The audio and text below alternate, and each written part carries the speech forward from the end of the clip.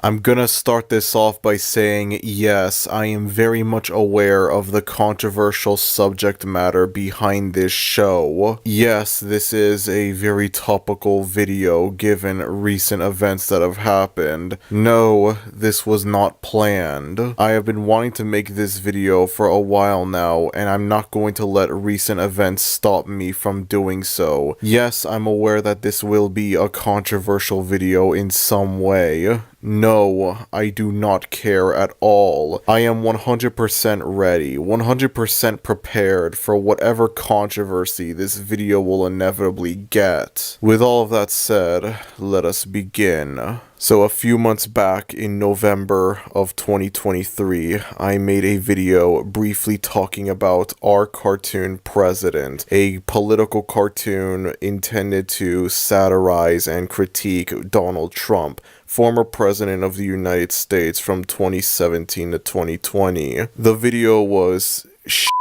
I'm just gonna go ahead and admit it. I barely went into any detail at all about why the show was bad. A large majority of the video was just me being like, oh, politics bad, politics scary, I don't like politics. And that is the mistake that I want to fix with this video. I now understand and accept that it is virtually impossible to make a non-political review of this explicitly political show. I tried to make a non-political review of this show, and the end result was an undercooked piece of crap that barely went into any detail about why the show was bad. I didn't even watch much of the show itself. I only watched like half of one episode, and that's it. For this video, I wanted to go ahead and give the show a proper review, go into more detail about why it's not good and what makes it fail hard. In the original video that I made for Our Cartoon President, as I said before, I tried to make it a non-political review. I didn't make the video from the perspective of a Democrat or a Republican. I didn't make it from the perspective of a Trump supporter or a Trump hater.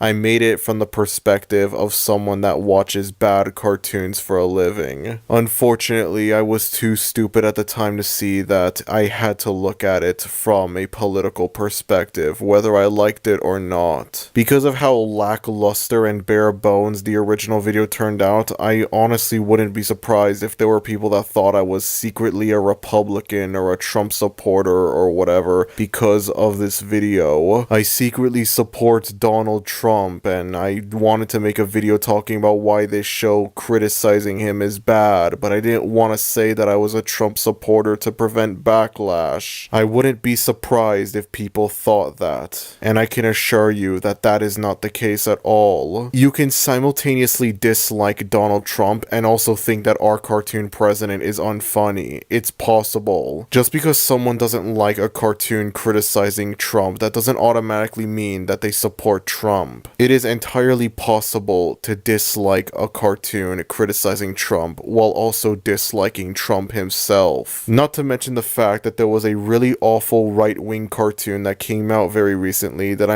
I cannot wait to look at on this series. It's prime search for the worst cartoon material right there. So there's that. A really bad left-wing cartoon and a really bad right-wing cartoon. A perfect 50-50 of the two. So let's actually talk about Our Cartoon President itself. Our Cartoon President is an animated series that's created by a whopping 5 people, one of those people being late-night talk show host Stephen Colbert, who's also a frequent critic of Trump on his show. Now, I'm going to admit that I don't watch Stephen Colbert's late-night talk show. I am the last person in the world that would really care about any late-night talk show at all, much less Stephen Colbert's. I have someone in my family who watches Stephen Colbert's show on a nearly daily basis, every single night just watching it. So everything that I've ever seen of Stephen Colbert's show has been against my will. I will say though, very recently there was a little joke skit, I don't know what you want to call it, from Stephen Colbert's show.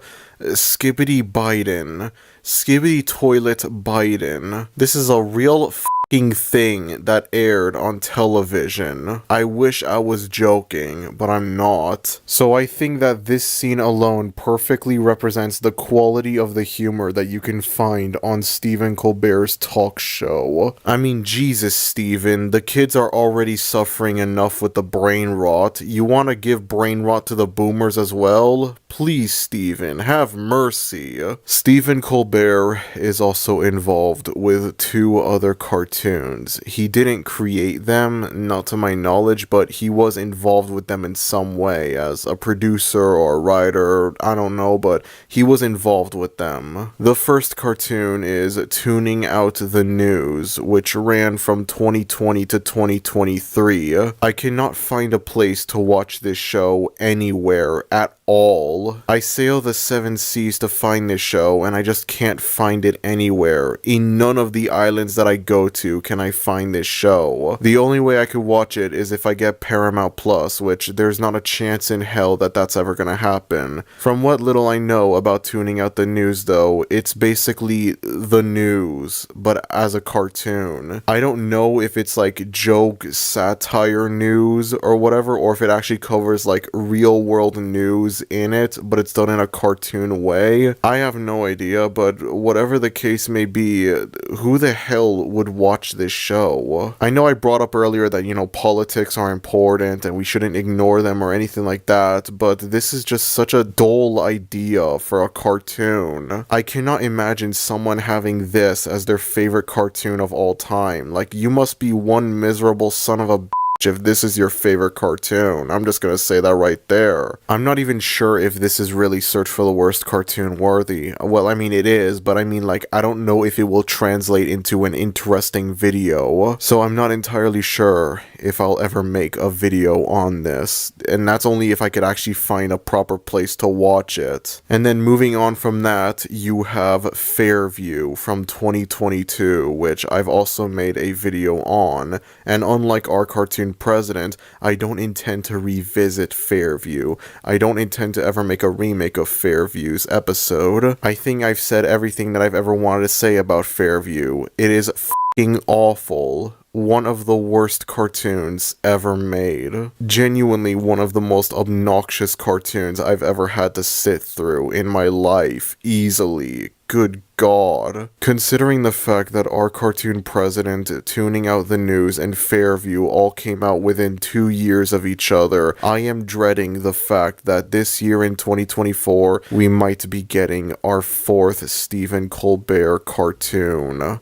God help us all. But anyways, our cartoon president ran for 3 seasons from 2018 to 2020 with a total of 46 episodes. For Search for the Worst cartoon standards, that's a really long run. A large majority of the shows that I look at on this series only last 1 season and that's it. This show was cancelled in late 2020 after it was announced that Joe Biden had won the 2020 elections and he would subsequently become the next president. Which is understandable. It wouldn't make sense to still parody Trump as president in a world where he's not president anymore. But it does make me question why the show was made in the first place, which is a major problem that I have with this show that I'll go into more detail later on. In addition to Donald Trump, obviously, this show also parodies a lot of other real people. And I mean a lot of real people. There are a ton of real-life politicians featured in this show that are parodied. Perhaps way more than needed. I mean, obviously a cartoon that parodies Trump would also have to parody other politicians as well. If you made a show that only parodied Donald Trump and didn't parody any other politician as well, it would be a very weak show. But I do think that our cartoon president goes a little bit overboard when it comes to the amount of real people parodied on the show. In addition to real-life politicians, you also have real-life journalists, news reporters, whatever, that are just parodied throughout the show. And the show just expects you to know who these people are. If you don't know who these people are, you're screwed. A lot of the jokes that are made about these people on this show, they won't work as well if you don't know who these people are. Regardless regardless of whether it's a politician or a news reporter. Sometimes you get real people that are parody on the show, and then like they don't ever say the person's name at all. They don't tell you who they are, nothing like that. You know that it's a real person, but you don't know who the person is. You could very easily dismiss it as a background character, except that it's supposed to be a real person. And then sometimes the show references a real person by name, and the show just expects you to know who that person is. It provides you with no other context as to who that person is that the show referenced. And you're just left wondering if the show referenced a real life person or if they just made up someone who doesn't exist for a quick joke. There's a recurring joke in a lot of the episodes where Trump watches a show called Fox and Friends, which I guess is like a talk show news thing. Obviously I know it's connected to Fox News, and it has a clear bias in favor of Trump. There are 3 hosts of the show, and they are all real people that exist. They're not just made up hosts or anything like that. And the show just casually expects you to know who these people are. You're supposed to know who these people are that the show is parodying. And I'm willing to bet that a large majority of the people watching this video, you don't know who these people are. I sure as don't know. Politicians I can vaguely understand including. I mean, obviously you can't just have Trump alone. You have to include other real life politicians as well. But is there any reason to include parodies of news reporters as well? Like, it just makes no sense. You have to be extremely deep into the politics iceberg to know who these people are that the show is parodying. The large amount of people that are parodied on this show just makes it feel very bloated and cluttered. I guess this shouldn't really come as much of a surprise considering the fact that this is an explicitly political cartoon after all, but still, would it have hurt these people to make the show feel a little more accessible? I want to imagine there are people that they're not super into politics, but they still don't like Trump despite that. Like, I'm like that, for example. I'm not a very political person, and yet I don't like Donald Trump or Joe Biden despite that. I want to imagine there were people that were struggling back when Trump was president, and they just want something, you know, it's something to make fun of Trump.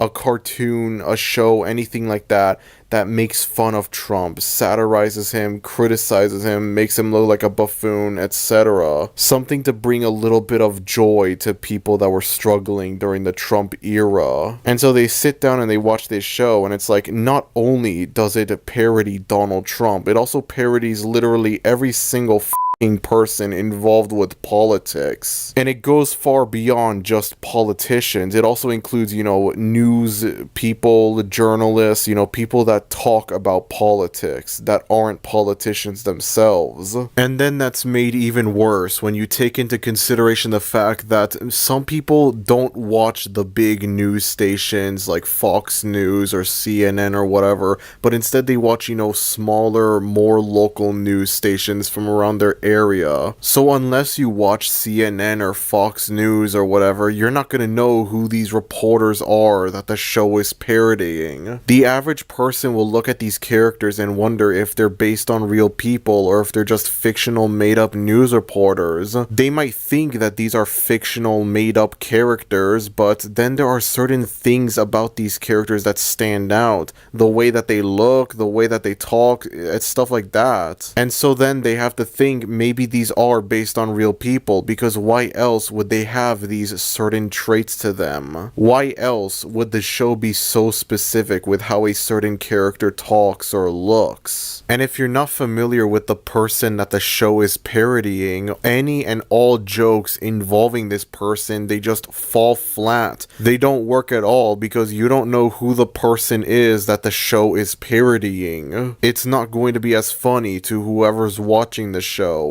It's just a cluster a complete and utter mess. That's all that it is. And then there's also the fact that the character designs are just really ugly and unappealing to look at. Listen, I get it. These are caricatures. They're over-exaggerations of how these people look. I get that. But my god, is it so ugly to look at. I've never seen a more unappealing art style in any show ever. I am being serious when I say that our cartoon president might be the ugliest adult cartoon that I've looked at on this series, if not the ugliest cartoon that I've looked at on this series in general. Adult cartoons are notoriously ugly to look at, but this is like a whole new level. All of a sudden, that off-brand Family Guy art style that a lot of bad adult cartoons have, it doesn't look that terrible now. It looks way more visually appealing. The voice acting for the characters aren't much better either. Almost every character has some sort of annoying voice attached to them. Some people talk slower, some people talk with a lisp of sorts, some people just have annoying sounding voices, high-pitched, squeaky, and it does nothing but give you a headache watching it. To give you an example, you have one of Donald Trump's sons, Eric Trump, who has this really annoying Carl Weezer flapjack-esque voice. The show portrays him as this idiot character, and it's just not funny at all. It's annoying. The fact that this is based on a real person does not make it more or less annoying either, so don't even go there. From time to time, Ted Cruz also appears in this show. One of the only non-Trump politicians featured on this show that I actually know, and maybe most of you know him as well, I'm not sure. And again, he has the same sort of like high-pitched, squeaky sounding voice. He talks in like a very fast-paced manner, and it's just like, it's meant to be funny, and it's not funny at all. The way that certain characters talk in this show is just fucking aggravating to me. Like, it's so unfunny, it's so obnoxious. Again, I get it, this is a parody.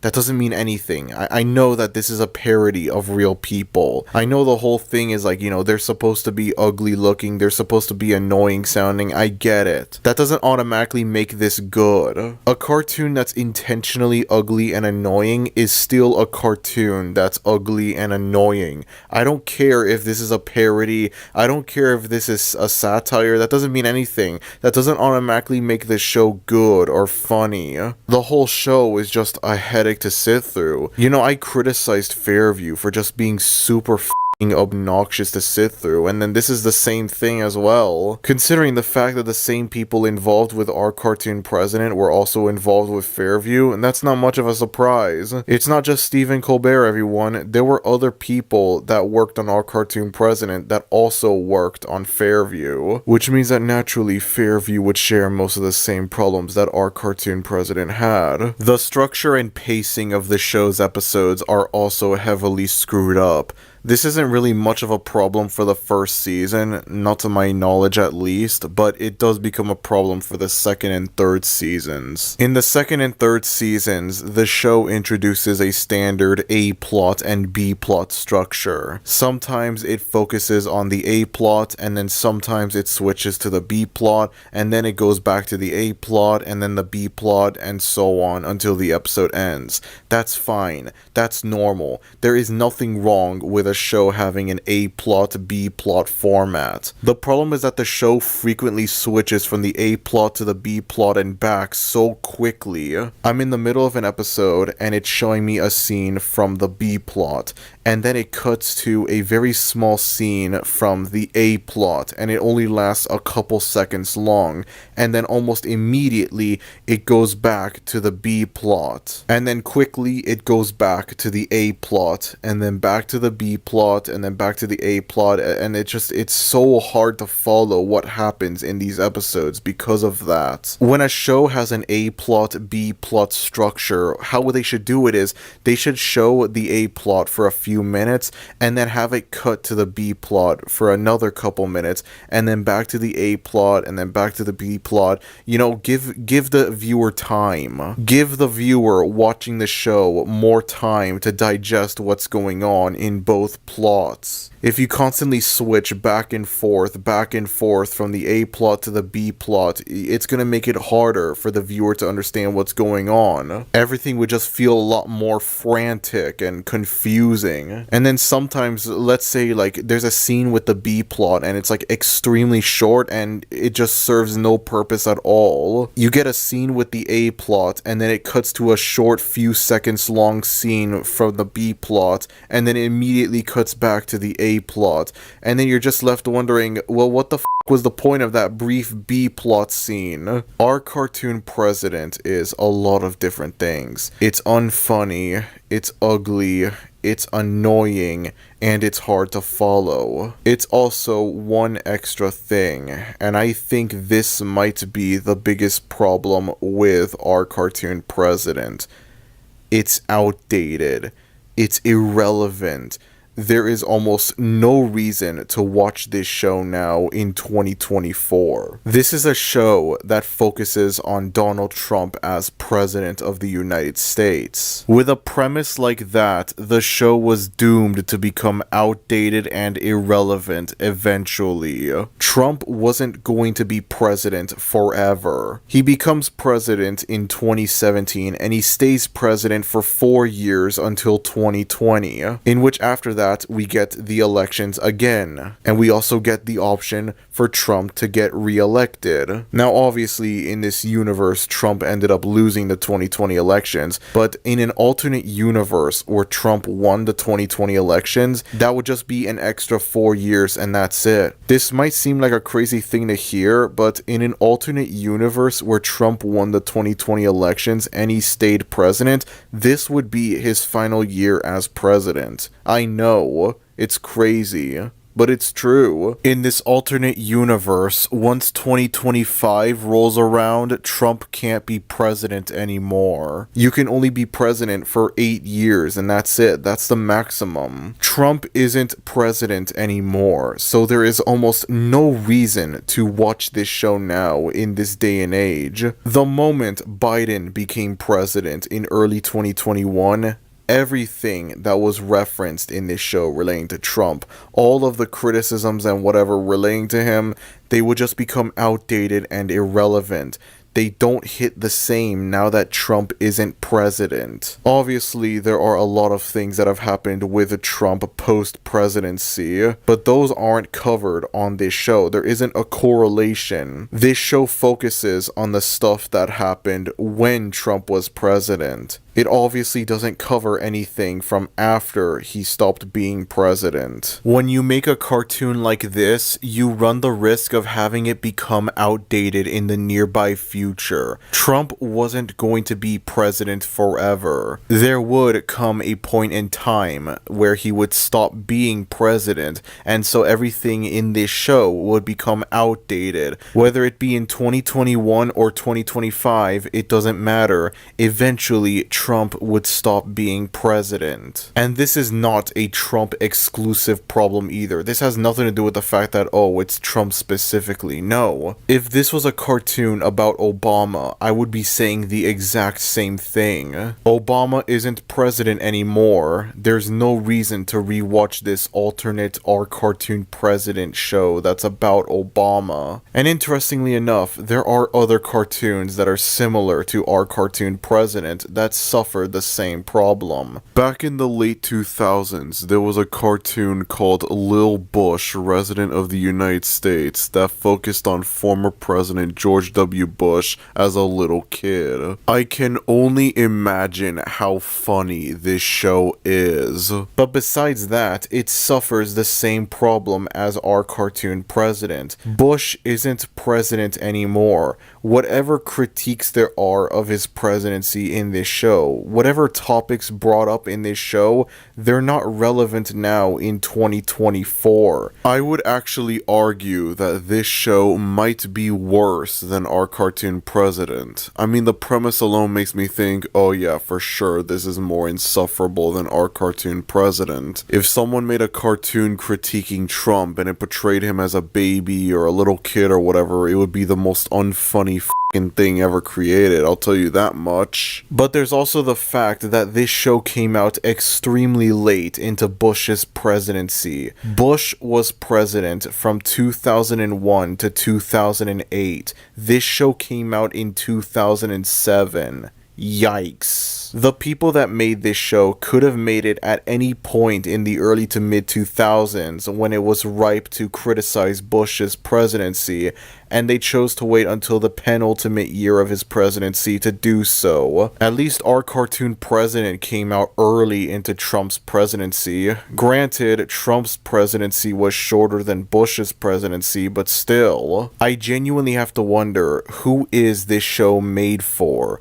Who is the target audience for this show? If you're not into politics, or it's like you're not American, so you don't care about American politics specifically, then why would you watch a show that's all about American politics? Mostly outdated American politics from the late 2010s and very early 2020s at that. If you like Trump, then obviously you're not going to like a show that makes fun of him and criticizes his presidency, that's for sure. It's clear that this show is intended for people that don't like Trump. But even then, if you really hate Trump that much, then why the would you sit down and watch a show that reminds you of when he was president? Why would you want to relive that moment in time if you hate him? There is genuinely no reason to watch this show again in 2024. There's just tons of things from 2018 to 2020 that are covered on this show that like no one remembers them at all now in 2024. Like in the first episode, for example, there's a few jokes involving the Colin Kaepernick stuff where he would stand on his knee during the Super Bowl national anthem. That was a big topical thing in 2017 and 2018, but now in 2024 I look at it and it's just, oh yeah, that was a thing that happened. Again, if you put something like this into your show, you run the risk of having your show become dated. A cartoon should not have a expiration date. A cartoon should feel fresh and timeless. The entire third season of this show might just be the most poorly aged piece of television ever created. Season 3 came out in 2020, and so naturally it would extensively focus on the elections that were going on in that year. It just feels redundant to me watching this nowadays, looking at all of these people running for president while knowing that eventually it would just be Trump versus Biden, and then that would just lead to Biden becoming president. One of the season 3 episodes that I watched had a plot that extensively focused on Bernie Sanders, and just watching it now in 2024, it's like, what's the point, really? It's just outdated. Irrelevant and outdated. Why did they even bother making this show in the first place? Oh yeah, considering the fact that season 3 came out in 2020, that means that it also tackles another big thing that happened in 2020, the pandemic.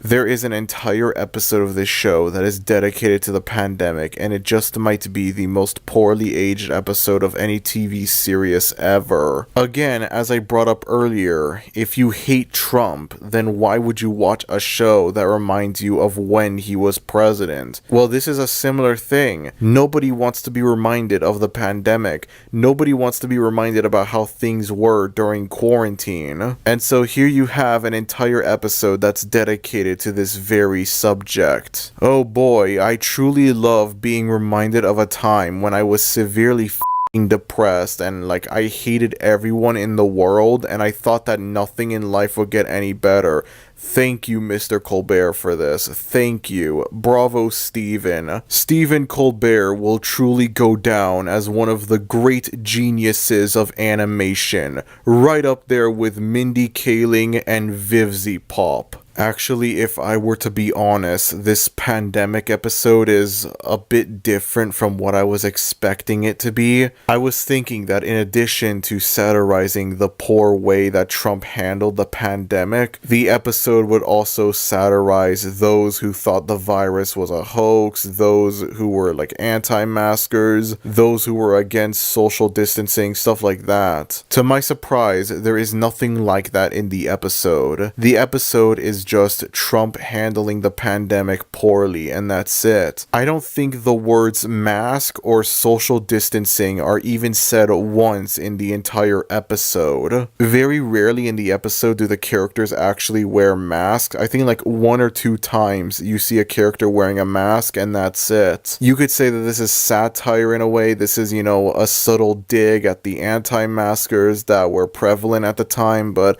I think that's giving the people behind this show a little too much credit. Regardless, there is no reason to watch this episode now in 2024. Trump isn't president anymore, and the pandemic is basically over now, or at the very least, it's nowhere near as bad now as it was in 2020 or 2021. And besides, who the would want to be reminded of what life was like in quarantine? It was an awful time. Granted, the world arguably became an even worse place post-pandemic. If I had known how awful the world would become after the pandemic, I wouldn't have complained that much about quarantine. But that doesn't mean that the pandemic was a good time or anything like that. I can't help but feel bad for the people that worked on this show in a way. It feels like making this whole show was just a giant waste of time from the beginning. That is something that I have never said for any cartoon ever. I could say that like I watched a bad cartoon and I think, oh wow, that was a waste of time to sit through. But it's like an entirely different thing when I say that like working on this whole show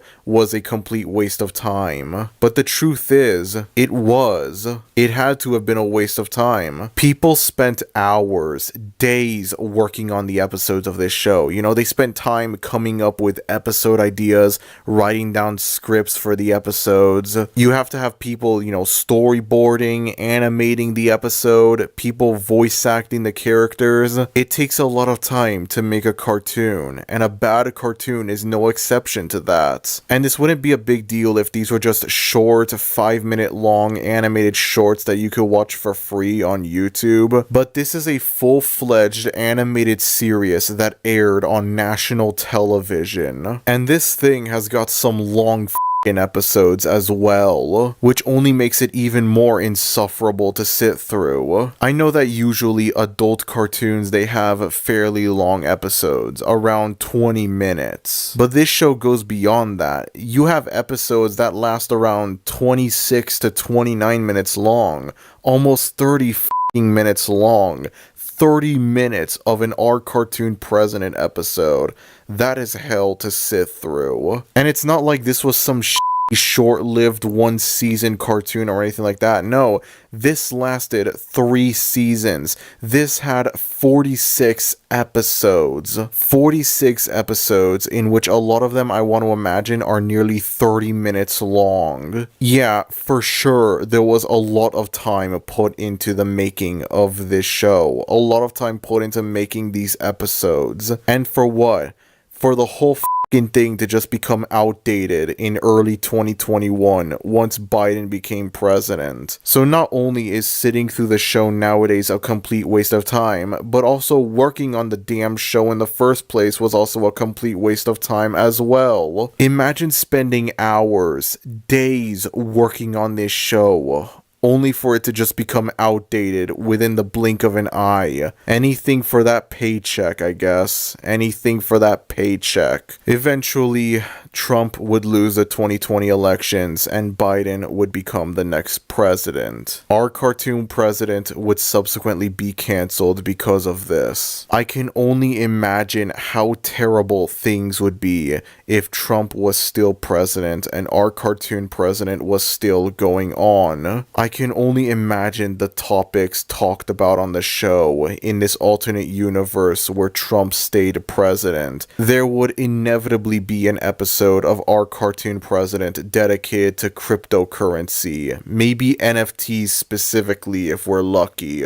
There would be an episode dedicated to AI-generated art. There would be an episode dedicated to Elon Musk buying Twitter. I know this because in some instances Elon Musk is parodied on the show, and it just feels so weird to me to see how Elon Musk was back in 2019 and 2020, back when he had a completely different reputation, before he became known as the guy who took an already shitty website and made it even shittier. I'm honestly just grateful that the show got cancelled after Biden won. It's not even like a funny satire of Trump or anything like that. The style of humor in this show is so upfront and on the nose. There's no subtlety. Any of the satire involving Trump and the other politicians, they're not done in a clever manner. Everything is so upfront and blatant and on the nose, and that just makes things even less funny. I'm pretty sure even people that fucking hate Trump with a burning passion, they think that this show is unfunny. I cannot imagine anyone that hates Trump, regardless of how strong their hatred is,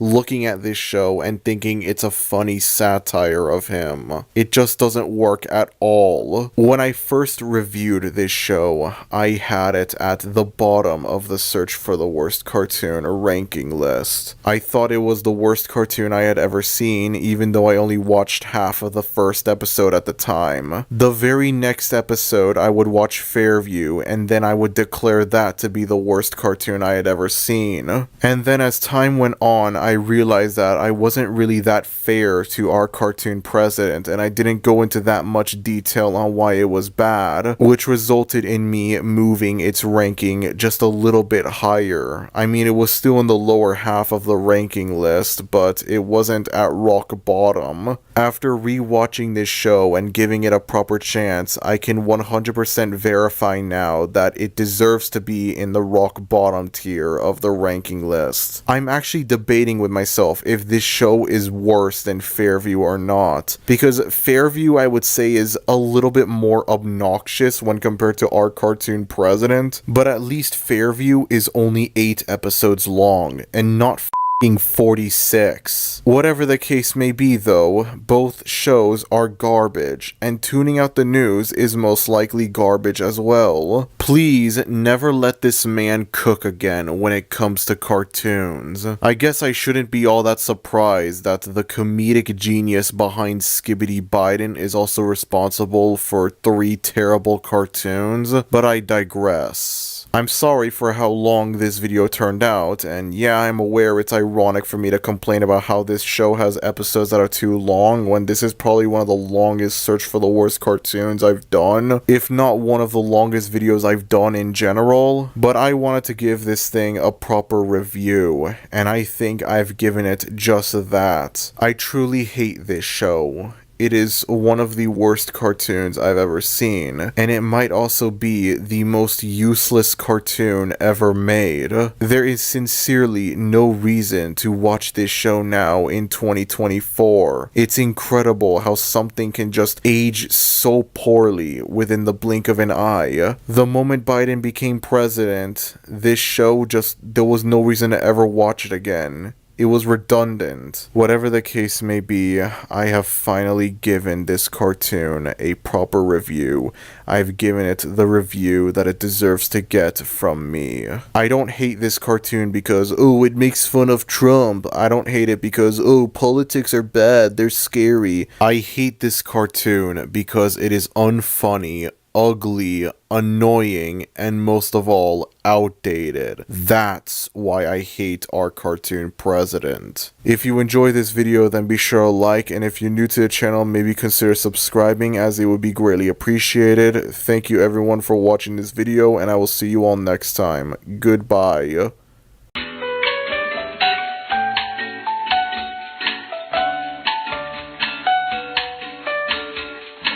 A few years ago, I set out on a quest to find the worst cartoon ever made. The reason why I decided to do such a thing was because I noticed that there was a lot of discourse surrounding what people considered the worst movies ever made and the worst video games ever made, but nobody ever did the same thing for cartoons. And the stuff that people were calling the worst cartoon ever made were very questionable, to say the least. Stuff like Teen Titans Go and Dark Age SpongeBob and whatever. Stuff that's not good, don't get me wrong, but like, come on, they're not worst cartoon ever made levels of bad. No, I knew that there had to be stuff out there that was far worse than Teen Titans Go and Dark Age SpongeBob. And it's with this that I decided to take on a very long, very painful journey to find the worst cartoon ever made. Along the way, I would find tons of perfect candidates for the worst cartoon ever made.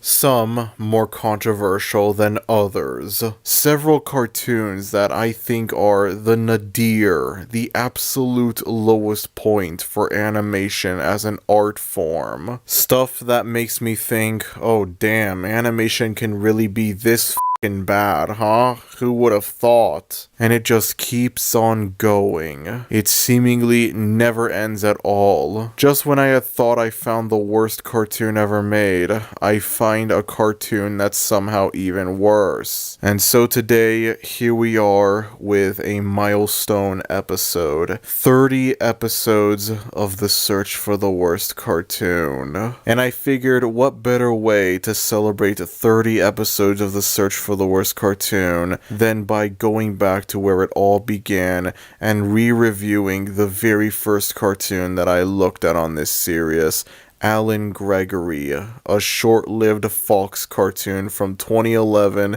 that only lasted 7 episodes. And so in April of 2020, I uploaded the first ever episode of the search for the worst cartoon. I wanted to make more episodes after, but given how 2020 was a very rough year for obvious reasons, I just didn't go forward with it. Over time, I just lost interest in the series, and I didn't feel like continuing it at all. For years, I just left that one Alan Gregory video as just a one-time thing and that's it, never to receive a follow-up of any kind. That all changed in early 2023 thanks to a certain cartoon that received widespread ridicule all around the internet. I am, of course, talking about the one, the only Velma. The massive backlash that Velma received when it first came out made me interested again in this idea of trying to find the worst cartoon ever made, especially knowing that there were several terrible cartoons that had come out since the Alan Gregory episode, with Velma being one of them. I already had tons of different ideas for cartoons that I could cover on the search for the worst cartoon, Velma being one of them now. Slowly but surely, I would go through each of these cartoons, finally giving them the search for the worst cartoon videos that they deserved. Around that same time in early 2023, I discovered a very strange, very obscure cartoon that I saw no other cartoon YouTuber acknowledge. I was originally going to have it be a completely normal, random video, nothing related to the search for the worst cartoon, and then I decided, nah, you know what, let's make this the search for the worst cartoon comeback episode, why the hell not? And the cartoon that I went with to bring back the search for the worst cartoon was this. Let me just go ahead and clear something up.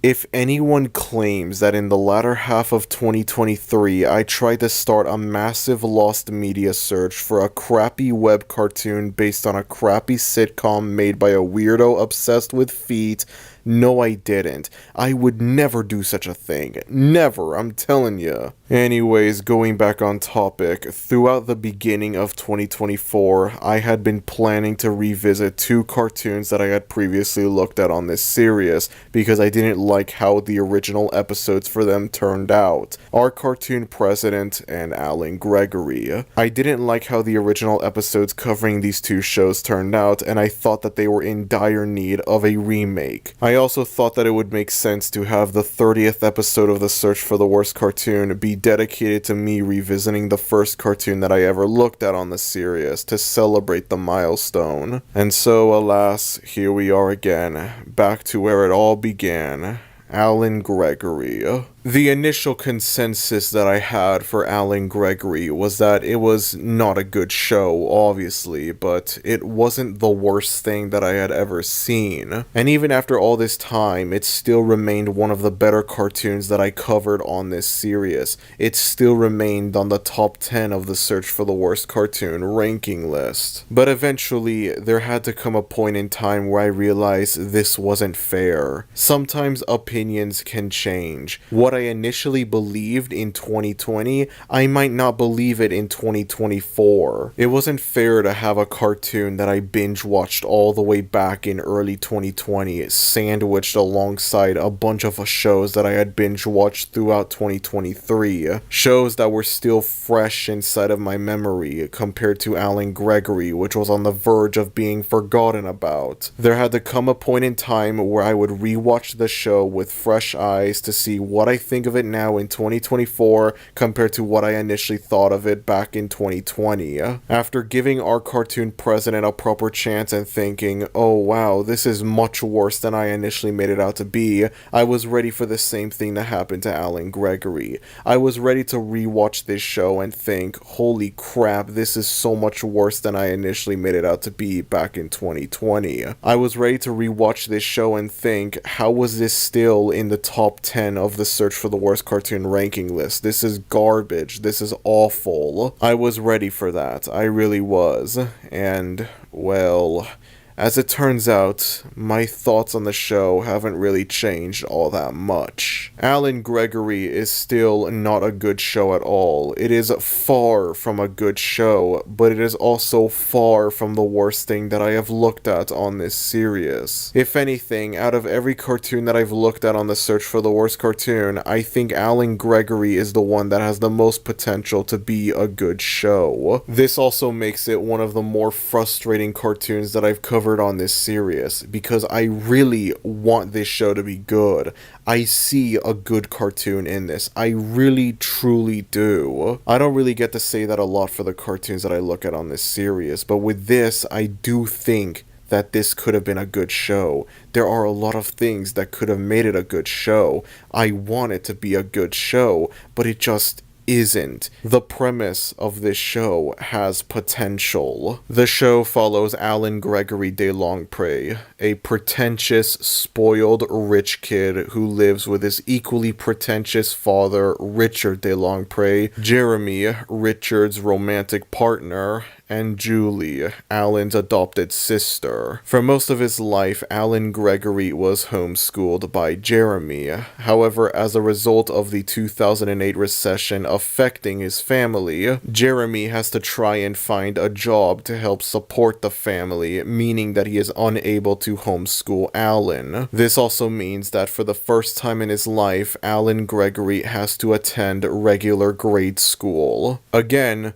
this premise has the potential to be funny. There are ideas here that could work. The contrast between this spoiled, privileged, rich kid going to a normal grade school, that could be funny. In the first episode, there's a scene at the school cafeteria where it's like everyone else is eating normal cafeteria food, and then you have Alan over here eating sushi and drinking alcohol. And it's not funny, but like it has the potential to be funny because it shows you the contrast between Alan Gregory and all of the other kids at the school.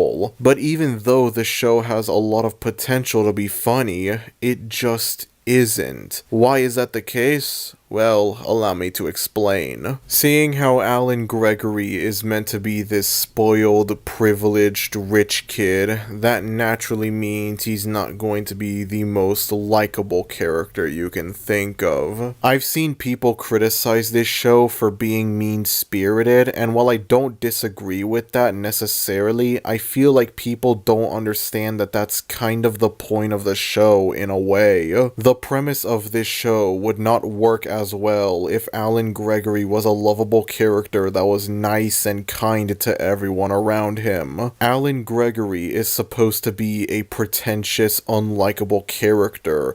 The problem is, I think they made him a little too pretentious and unlikable, to the point where it's not very entertaining to watch him. Alan Gregory as a character is supposed to be annoying to the other characters around him, but funny to us, the audience, and instead he's annoying to both the other characters around him and us, the audience. As it turns out though, Alan is not the only unlikable character in the show, as you also have his father, Richard de Longpre. Fortunately though, these are the only two really unlikable characters on the show. In contrast to Alan and Richard, Jeremy and Julie are a lot more normal. They're a lot more likable in comparison, and so naturally that ends up making them the butt of a lot of jokes on this show, especially Jeremy. Again, the problem with these two characters is not necessarily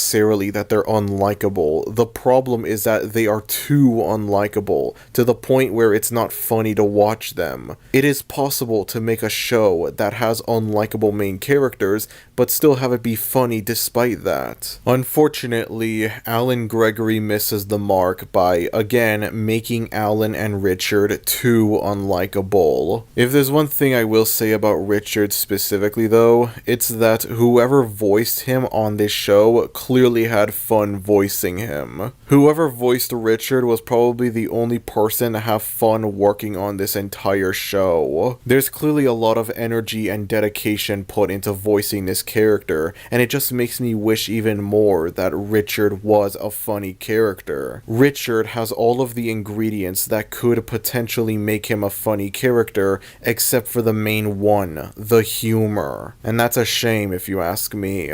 On the topic of voice acting, the titular Alan Gregory is voiced by none other than Jonah Hill. Yes, Jonah Hill. I should have brought this up much earlier into the video, but Alan Gregory does have a very big name attached to it. As a matter of fact, not only does Jonah Hill voice the title character, but he's also one of the 3 creators of this show as well. In contrast to Richard, it feels very off hearing Jonah Hill's voice coming out of this character. Maybe that was intentional, maybe that's part of the joke, that you wouldn't expect this character to sound like Jonah Hill, I don't know. With that said though, I do want to go over the other big problem with this show. As a matter of fact, I think this is the biggest problem with this show. I would be willing to let the unlikable nature of Alan Gregory and Richard slide, considering the fact that, again, the show wouldn't work if these characters were likable. Again, there's still that potential for these characters to be funny, even if they are unlikable characters. With this, though, there is no potential for it to be good. There is no way for it to be good at all. The only way that this could possibly be good is if it wasn't in the show at all. In the first episode, Alan gets in trouble for drinking alcohol at school, and as a result of that, he is sent to the principal's office, where we meet Principal Gottlieb, in which Alan Gregory immediately falls in love with her, despite the fact that she is an elderly woman. Now, this is something that I'm supposed to consider funny. The audience is meant to watch this and think it's funny, but it's not funny at all. The first time Alan meets Principal Gottlieb, there's a really disturbing up dream sequence that, like, I don't even know if I can go into any detail about it. I sure as hell am not gonna show you a single frame of it, that's for sure. It's just so uncomfortable and unfunny. The good thing about this, though, is that of the 7 episodes of the show, this subplot is only featured in 3 of them.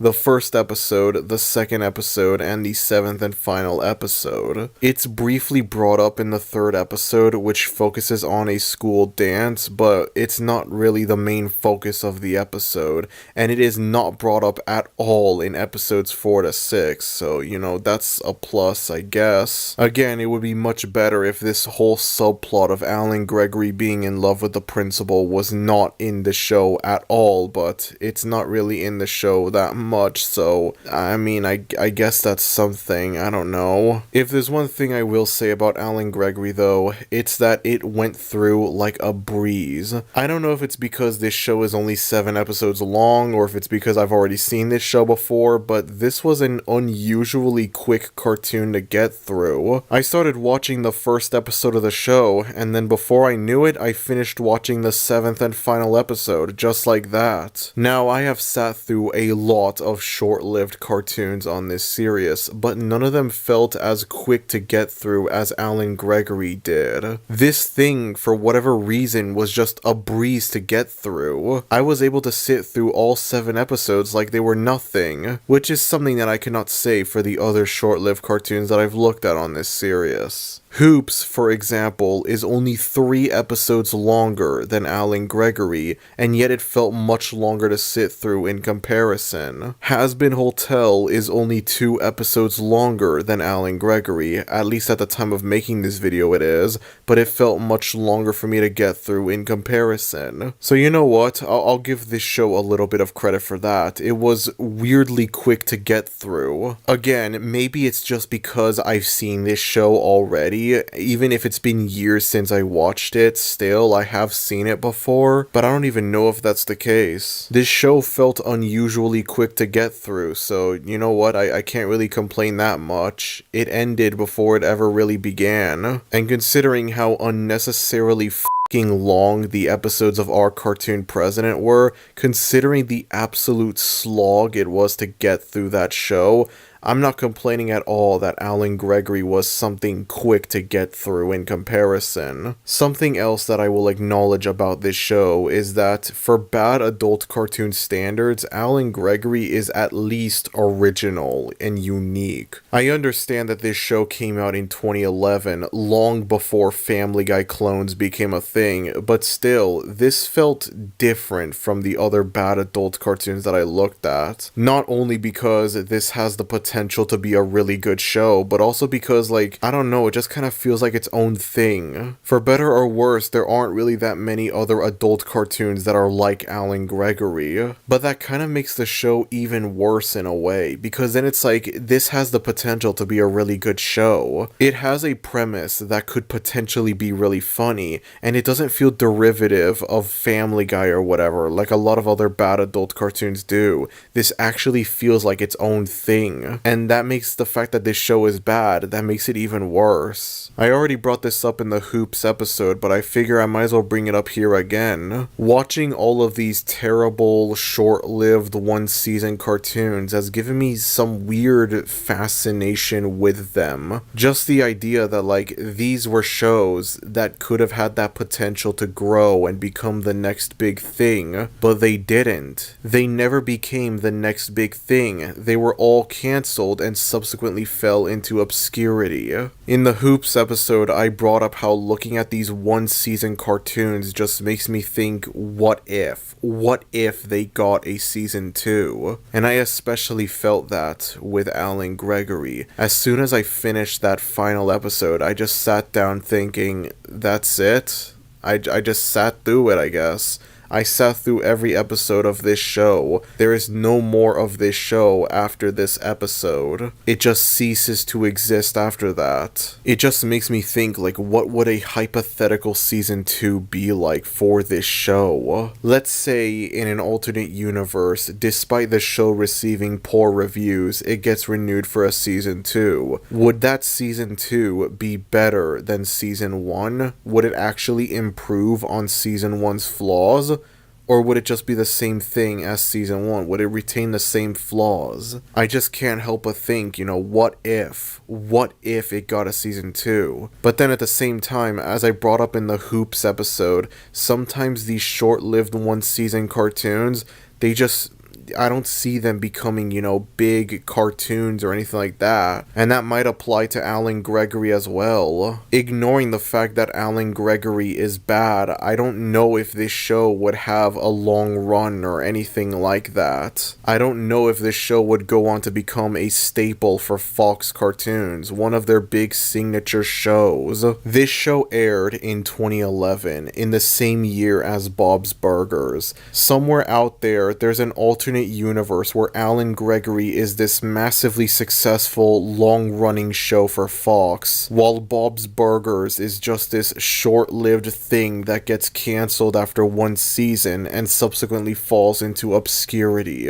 And I am genuinely curious as to what that universe looks like. Ignoring the fact that the show is bad, I have to wonder, would it have any sort of longevity? Would it have any sort of legacy to it? Ignoring the legacy it has now of being one of the most infamous bad cartoons ever, what legacy would Alan Gregory have in this alternate universe where it's a good show? So as I mentioned before, Alan Gregory ran for only 7 episodes, and so naturally I would watch all 7 episodes for this review. When I first looked at the show back in 2020, I remembered there was one episode that stood out. There was one episode of this show that I thought, hey, this was actually pretty good when compared to the rest of the show. That being the 6th and penultimate episode of the show. So as mentioned before, Alan has 2 fathers, Richard and Jeremy, and this episode focuses on him trying to find his biological mother. He finds a woman in a diner that he believes is his mother, and so he sets up a date between Richard and the woman. Throughout the show, Richard is explicitly gay for Jeremy,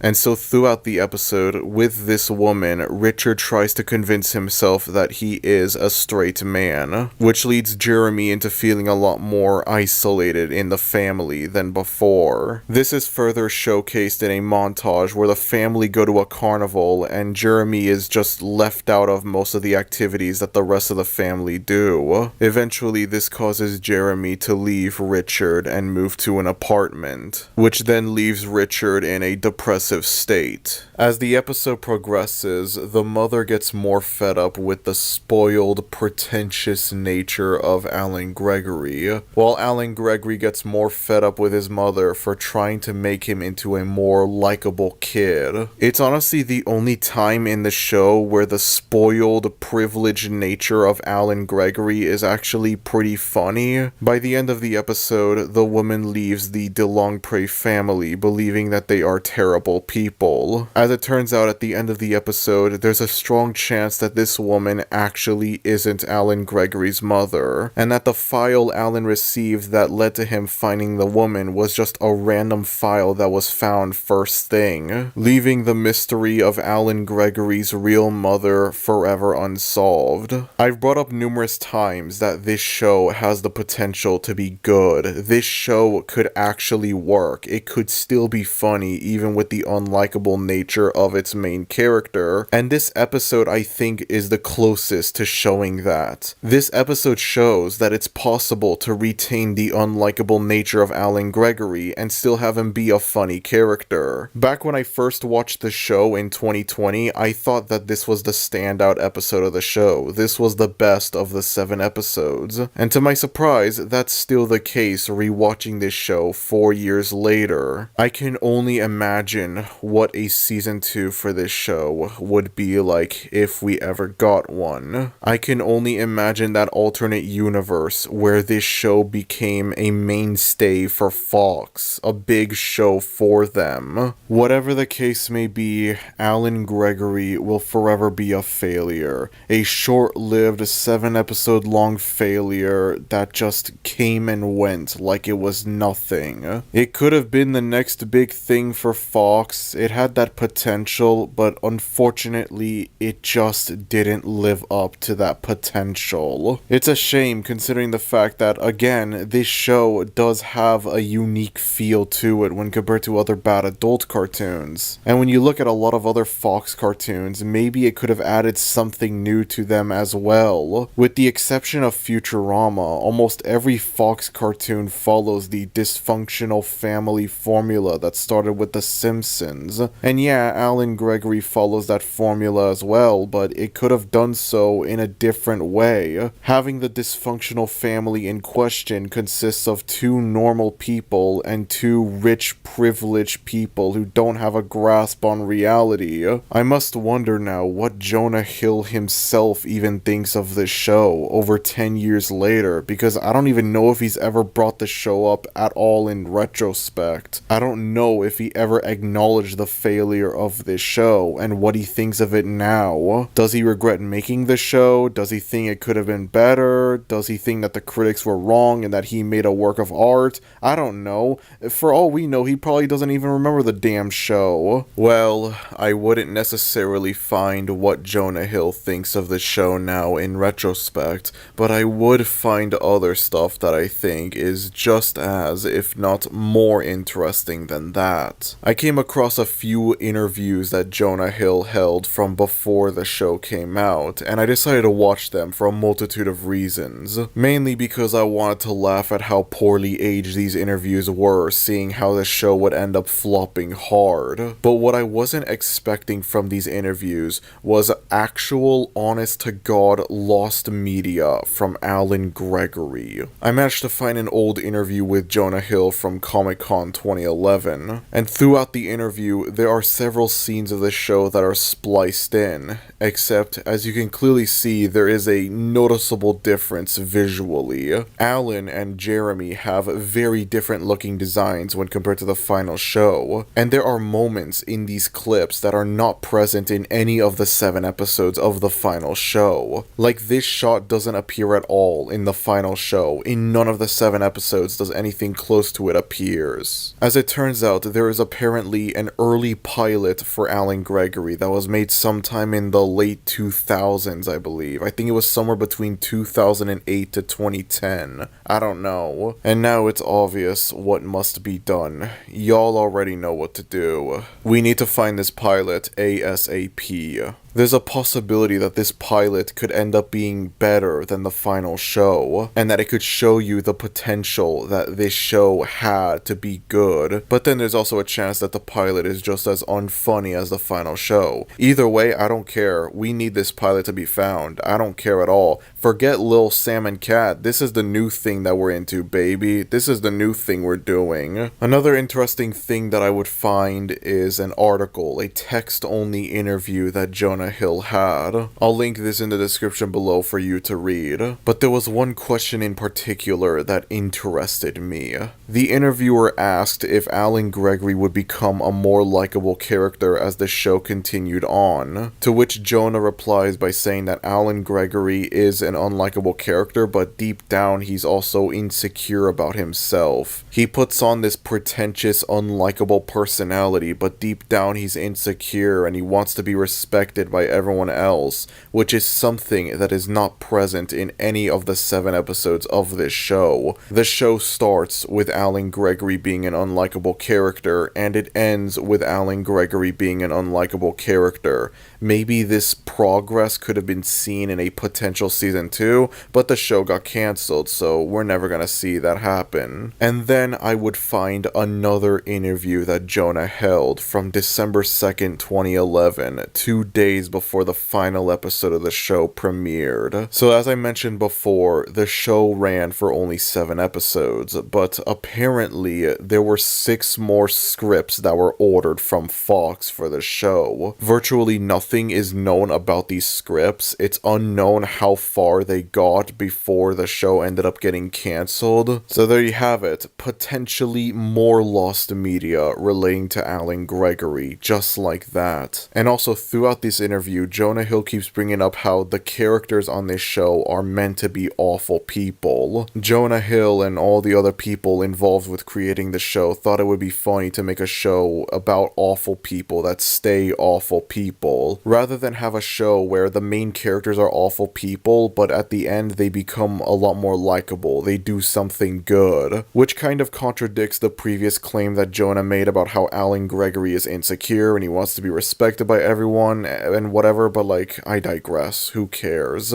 He keeps referring to the show as being very punk rock, which is definitely an interesting way to refer to this show, I guess. He talks about how he was able to get a show with such an awful, unlikable main character onto TV, which only makes me wonder, is this show bad on purpose? Is this an intentionally bad show? It's obvious that Alan Gregory as a character was intentionally made to be unlikable, but did they make him this unlikable intentionally? I mean, I gotta hand it to them, that's pretty ambitious, I'm not gonna lie. Unfortunately for Jonah Hill, this meant that the show wouldn't have very much mass appeal, nor would it last very long, both of which ended up happening to the show. But now I have to wonder, was this show made bad on purpose? Is this show intentionally bad?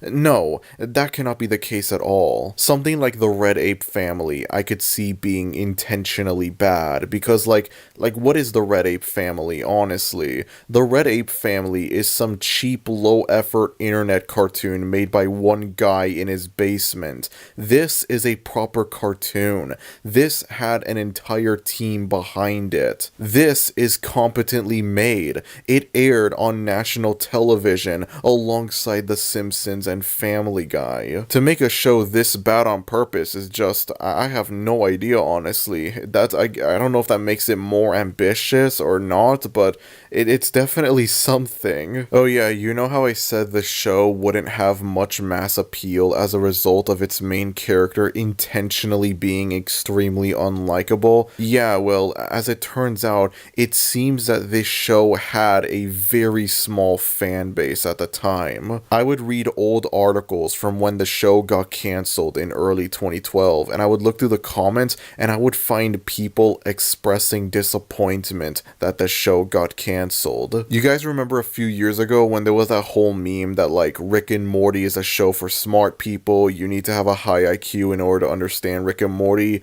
Yeah, I think Alan Gregory might have been the precursor to that, because I would come across quite a few comments talking about how Alan Gregory was actually a smart show and only dim-witted people wouldn't understand it, only dim-witted people would not find it funny, etc. I would specifically come across people complaining about the fact that Alan Gregory got cancelled while Bob's Burgers got renewed for a season 2, which is really weird to look at in retrospect. Of course, there were also comments from people celebrating the fact that the show got cancelled, believing that nothing of value would be lost. But it did seem like there was an extremely small fan base for this show, and to be honest, I could kinda see this show getting a cult fan base if it weren't for how unlikable its main character is, and if it weren't for the principal subplot. And so now I'm just left wondering, what do I make of this show? Is this show actually kind of good? Is this a misunderstood masterpiece? Are the critics wrong? I don't know. I mean, I guess if the extremely unlikable nature of Alan Gregory was intentional, then like, you know, mission accomplished, I guess. This show technically succeeded in what it set out to do. And so even though I don't really like the show all that much, even though it doesn't really have much mass appeal, I can kind of respect what it tried to do. I keep talking about how this show has the potential to be good, but like, what if it never had that potential to begin with? What if the show had its own other potential and it fully lived up to that potential? To have a main character that's just extremely loathsome and unlikable. I have no idea.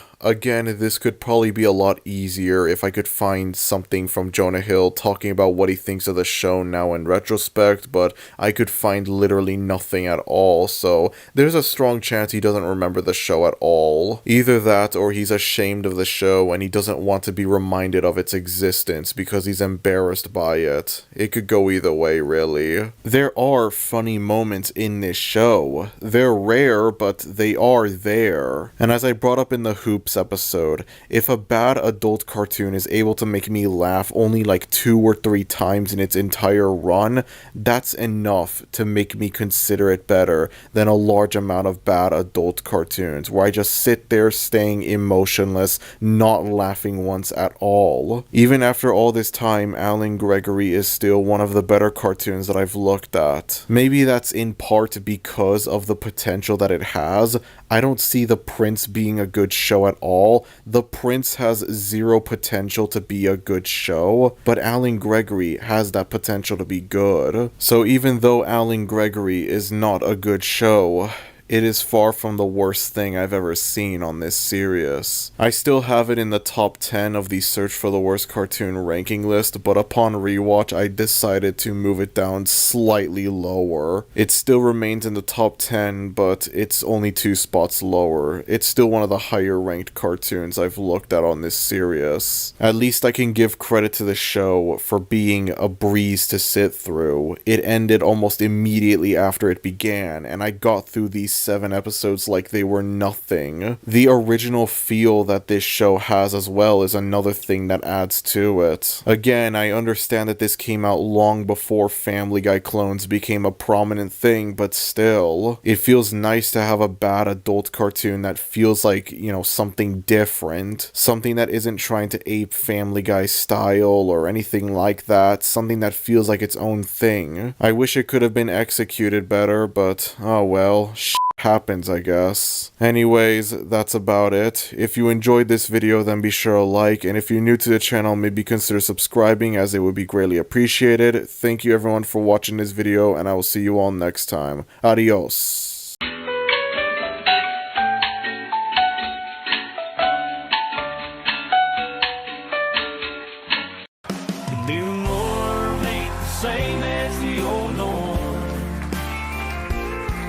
Everything's changing and I don't know when this whole nightmare will end. Thank God for Elon Musk. Remember when we all loved this guy? Remember when we considered him the cool Reddit meme guy? God, what a fucking terrible time that was. I know we like to criticize Gen Alpha humor, Skibbity Toilet and whatever, but like if I were to be honest, the that we thought was funny back in like 2018 to 2019 is so much worse. God, remember all those like PewDiePie memes, whatever, Fortnite is bad, Minecraft is good, Fortnite is for cringy babies, while Minecraft is for cool chads. God, it's the most unfunny shit I've ever seen. 2019 was an absolute cesspool year for memes, holy crap. Anyways, today I'm going to be doing something that I've never done before for this series. I'm going to be looking at a cartoon that literally has only 1 episode and that's it. I was originally going to wait until more episodes of this show came out, but then I decided, nah, that's a waste of time. I'm not gonna do that. I'm not a very patient person. This is The New Norm, the first sitcom on Twitter. No, I'm not calling it X. I can already tell this is gonna be a great show because I don't know a single person that spells sitcom with a hyphen. But anyways, this is a show made to talk about how this generation is. This is a show that's meant to criticize the new norm. How this current generation is woke and easily offended, and how things should go back to the way that they once were. Yeah, this is a right-wing cartoon, in case that wasn't obvious enough already. See guys, I told you it wouldn't take that long. Not long ago, we looked at a really bad left-wing cartoon, and now we're looking at a really bad right-wing cartoon. I told you guys, a crappy cartoon is a crappy cartoon regardless of its political views. The episode begins with a man. No, I don't know any of these people's names, okay? I don't know if they have names, nor do I care at all. A guy is sitting in a chair, gets a can of beer, and is shocked by the fact that it has rainbow branding.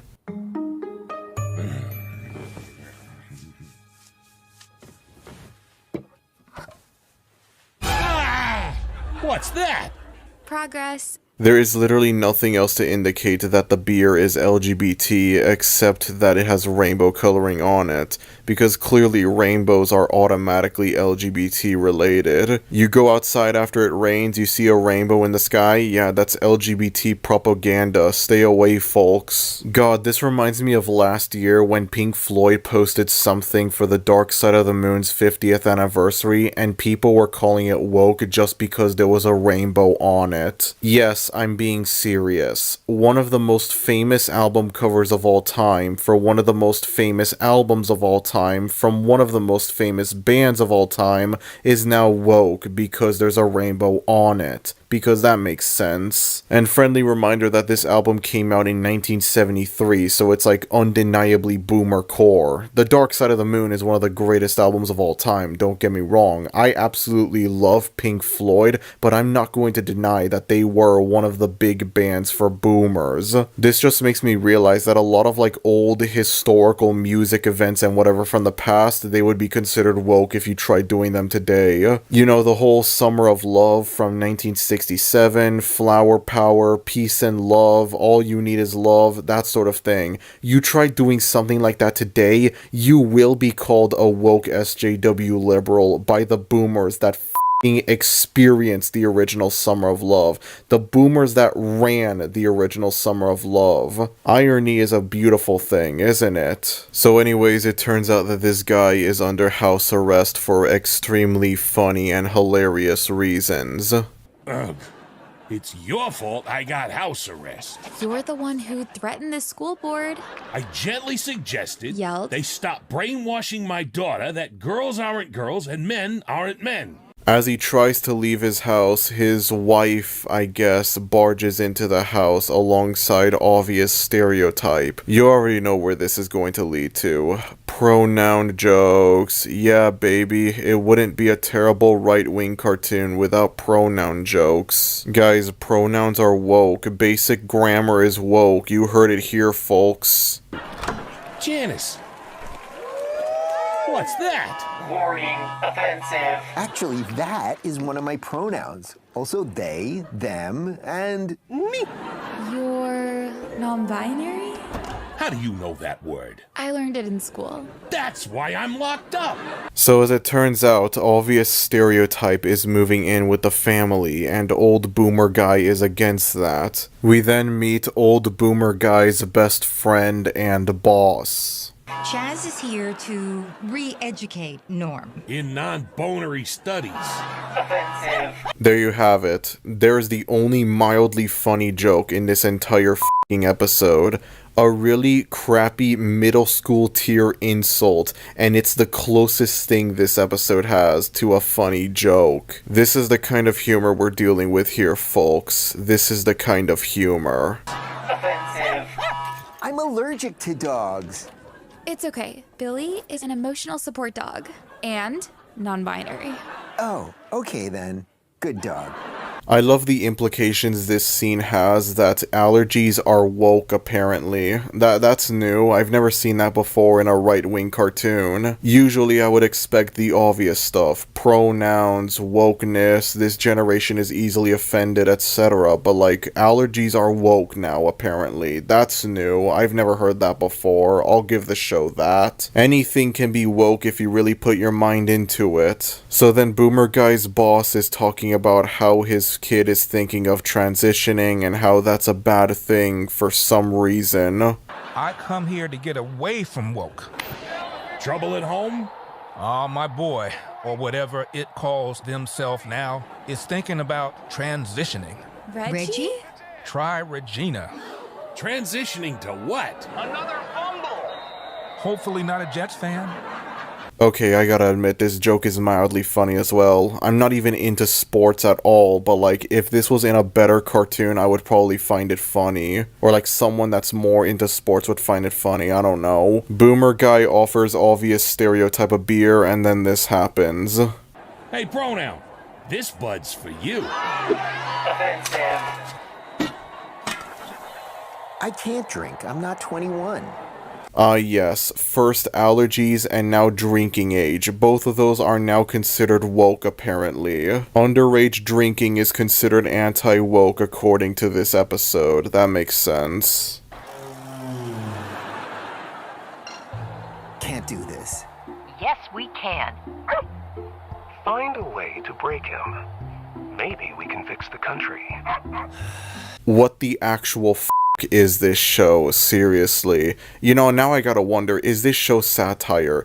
Is this show intentionally bad? Is this a joke cartoon made to get a reaction? How is it that there are now 3 bad internet cartoons that I've looked at on this series that, like, I cannot tell if they're joke cartoons intentionally made to be bad or if they are serious with their quality? Like, they actually are this bad. Imagine if it turns out this show was just one giant joke made to get a reaction out of everyone, and it ends up succeeding because a lot of people have been talking about this show. Maybe we're taking the bait. Maybe I'm taking the bait. I don't know. Either that, or this could end up being a Red Ape Family situation, where the first episode is clearly made with serious intentions despite being absolutely atrocious, but then all the subsequent episodes after feel more ironic, like it's self-aware that it's bad, it's in on the joke, it's intentionally bad.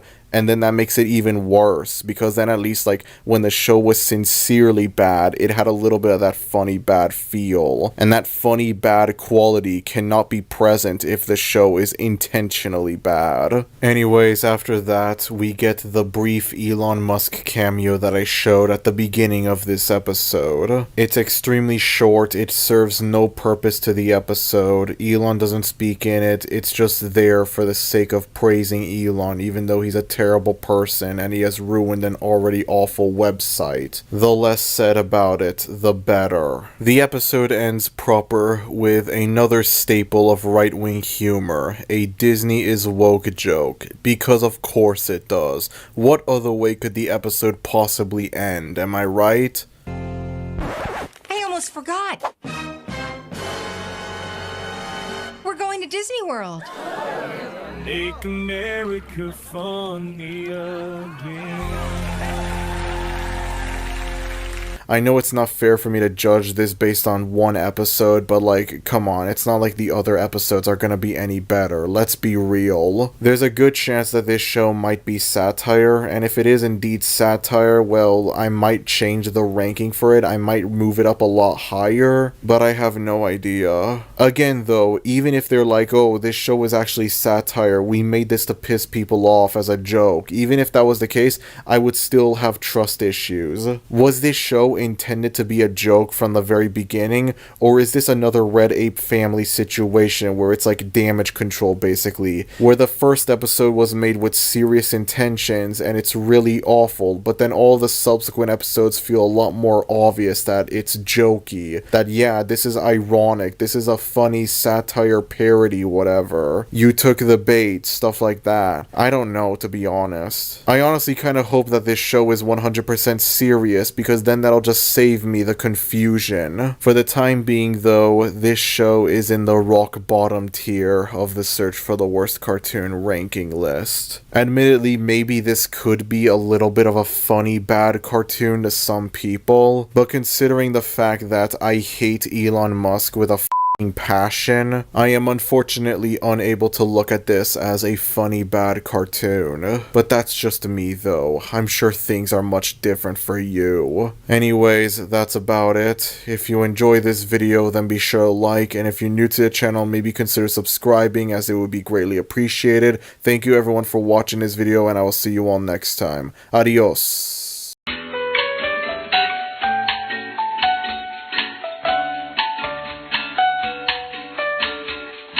Well guys, this was going to happen at some point, and now it's time for it to finally happen. A few months ago, I decided to look at a little cartoon that had come out at the beginning of this year called Has Been Hotel. You've probably never heard of this show. It's very obscure. Only like 2 people know about it, really. I had heard a lot of things about this show. It was very divisive. People either loved it or they hated it. I decided to watch it and make a video on on it, and my thoughts on the show were less than stellar, to say the least. I was very much aware of series creator Vivzy Pop's other cartoon, Helluva Boss, and originally I was going to do a double feature of sorts, where I would look at both Hazbin Hotel and Helluva Boss in one video, but because I thought Hazbin Hotel was that bad, I figured it would only make sense to split the two up into two separate videos. As time went on, I was dreading but also weirdly anticipating the day that I would watch Helluva Boss and start work on a video talking about it. I didn't know what I was expecting out of Helluva Boss when I first watched it. Was it going to be better than Hazbin Hotel? Was it going to be worse? Was it going to be equally as bad? I didn't know. It could have gone in any way. So recently I decided to watch most of Helluva Boss. I didn't watch every single episode, and I'm probably not going to watch every episode, but I watched most of the show, and that's all that matters. And I'll be damned, maybe Vivzy Pop isn't as talentless as I initially made her out to be. I would like to start this off by saying that Helluva Boss is far from a good show. By no means am I saying that this is a good show, but to my surprise, this is nowhere near as bad as Hazbin Hotel was. So the show is meant to be a spin-off of Hazbin Hotel. I'm not sure if I can really call it a spin-off, because I brought this up in the Hazbin Hotel episode, and I'm gonna bring it up again here. The chronological order for both of these shows is kind of confusing. Hazbin Hotel started off as a short pilot that was uploaded to YouTube in October of 2019, and then 1 month later, in November of 2019, the pilot for Helluva Boss would come out. And then in October of 2020, the first proper episode of Helluva Boss would be released. However, the first proper episode of Hazbin Hotel would not come out until January of this year. So in other words, Helluva Boss came out before Hazbin Hotel, but it also came out after Hazbin Hotel.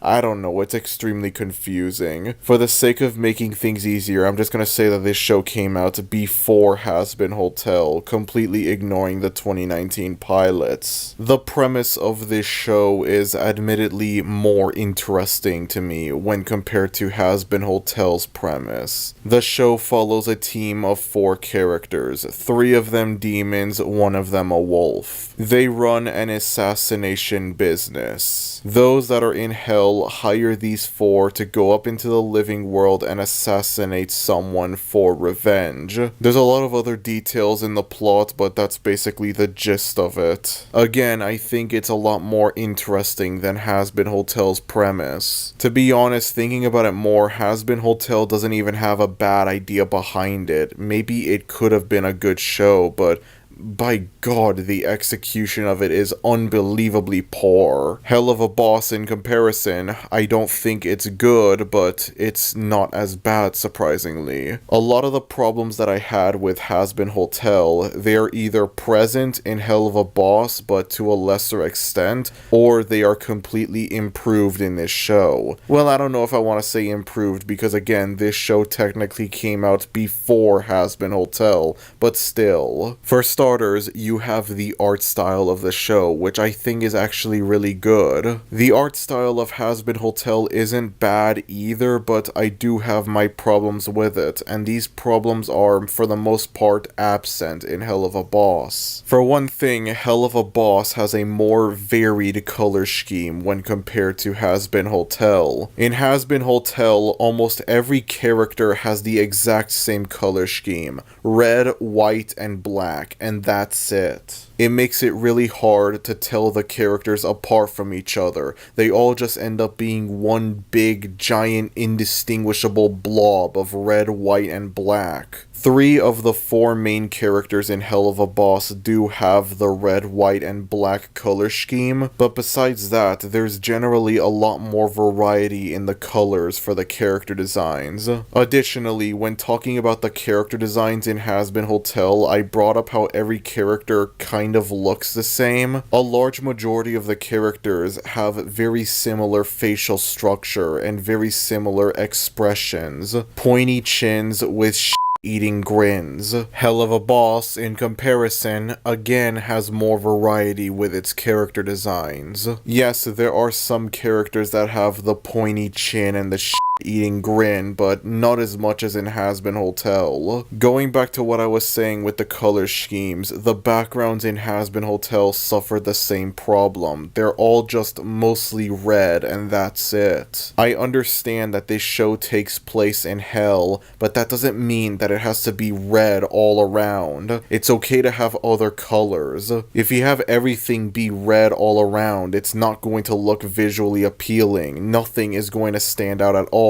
Everything is going to look exactly the same. The weirdest thing is, even though Helluva Boss takes place in hell as well, that rhymed, I know, there are different colors. Like, there are a variety of colors. You know, you have purple, you have green, you have stuff like that. And it's proof that, like, you can have the show take place in hell, but also give hell other colors besides the obvious red. And then there are frequent moments where the characters go into the living world, and it's like, oh my god, it feels so refreshing to see all these different colors. It might seem like I'm making a big deal out of something so minor, but let me tell you something. When you have an extremely limited color palette in your cartoon, that will affect it. That will make everything look and feel the same. It doesn't matter how unique the personalities of these characters are, they all have the same color scheme, and so it's going to be hard to distinguish them from each other. It's okay to give these characters other colors besides red, white, and black. Even if this show takes place in hell,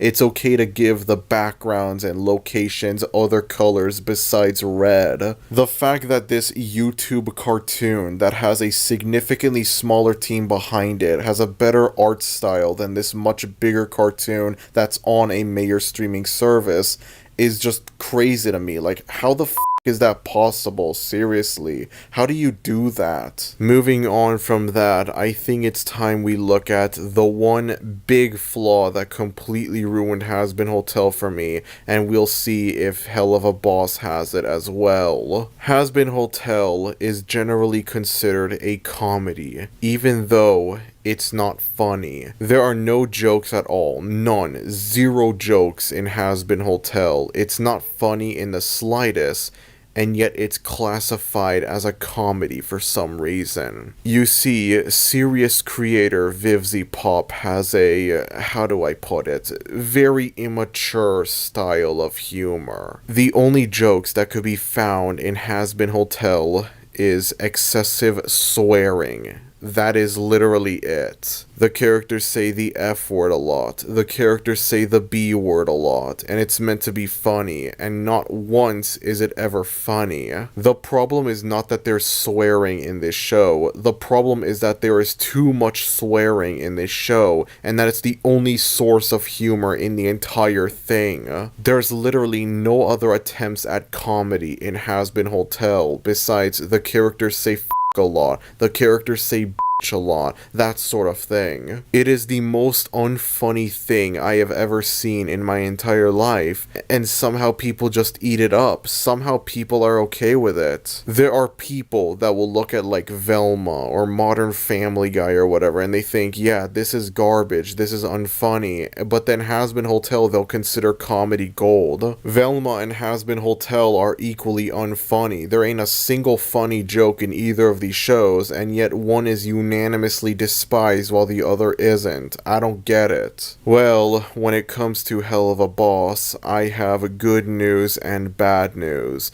The good news is that the excessive swearing is nowhere near as prominent in Helluva Boss as it was in Has-Been Hotel. The bad news is that it's still present in the show, and that it's still not funny, even if it's not as prominent as it was in Has-Been Hotel, and that the show in general is just not funny, even if you looked past the excessive swearing. Okay, I will admit something. There is one moment across both of these shows shows where the swearing is actually kind of funny. One of the characters on this show has the same voice actor as Billy from Billy and Mandy and Invader Zim, and it's like impossible to listen to this character talk without thinking of Zim. And so there's one scene where this character yells out "mother effer," and it actually made me laugh a little bit. I guess it's just the idea of like Invader Zim swearing is funny to me, and that's it. That's the only time the swearing is funny in either of these shows. You know what? The fact that I was able to laugh one time in this show automatically puts it leagues above Has-Been Hotel. Has-Been Hotel was a f***ing desert wasteland of humor. There were no jokes at all. Helluva Boss at least had one funny moment in it. One funny joke in it. And even then, it wasn't really the joke itself that was funny. It wasn't the swear word itself being uttered that was funny. It was just the idea of like another character that the voice actor for this character voiced swearing that made it funny. The idea of Invader Zim swearing just made me laugh a little bit. It wasn't a massively funny moment or anything like that. It wasn't a laugh out loud gut buster. It was just I let out a small chuckle and that's it. But still, the fact that this show had one funny moment in it is enough to put it far above Has-Been Hotel alongside a bunch of other adult cartoons that I've looked at on this series.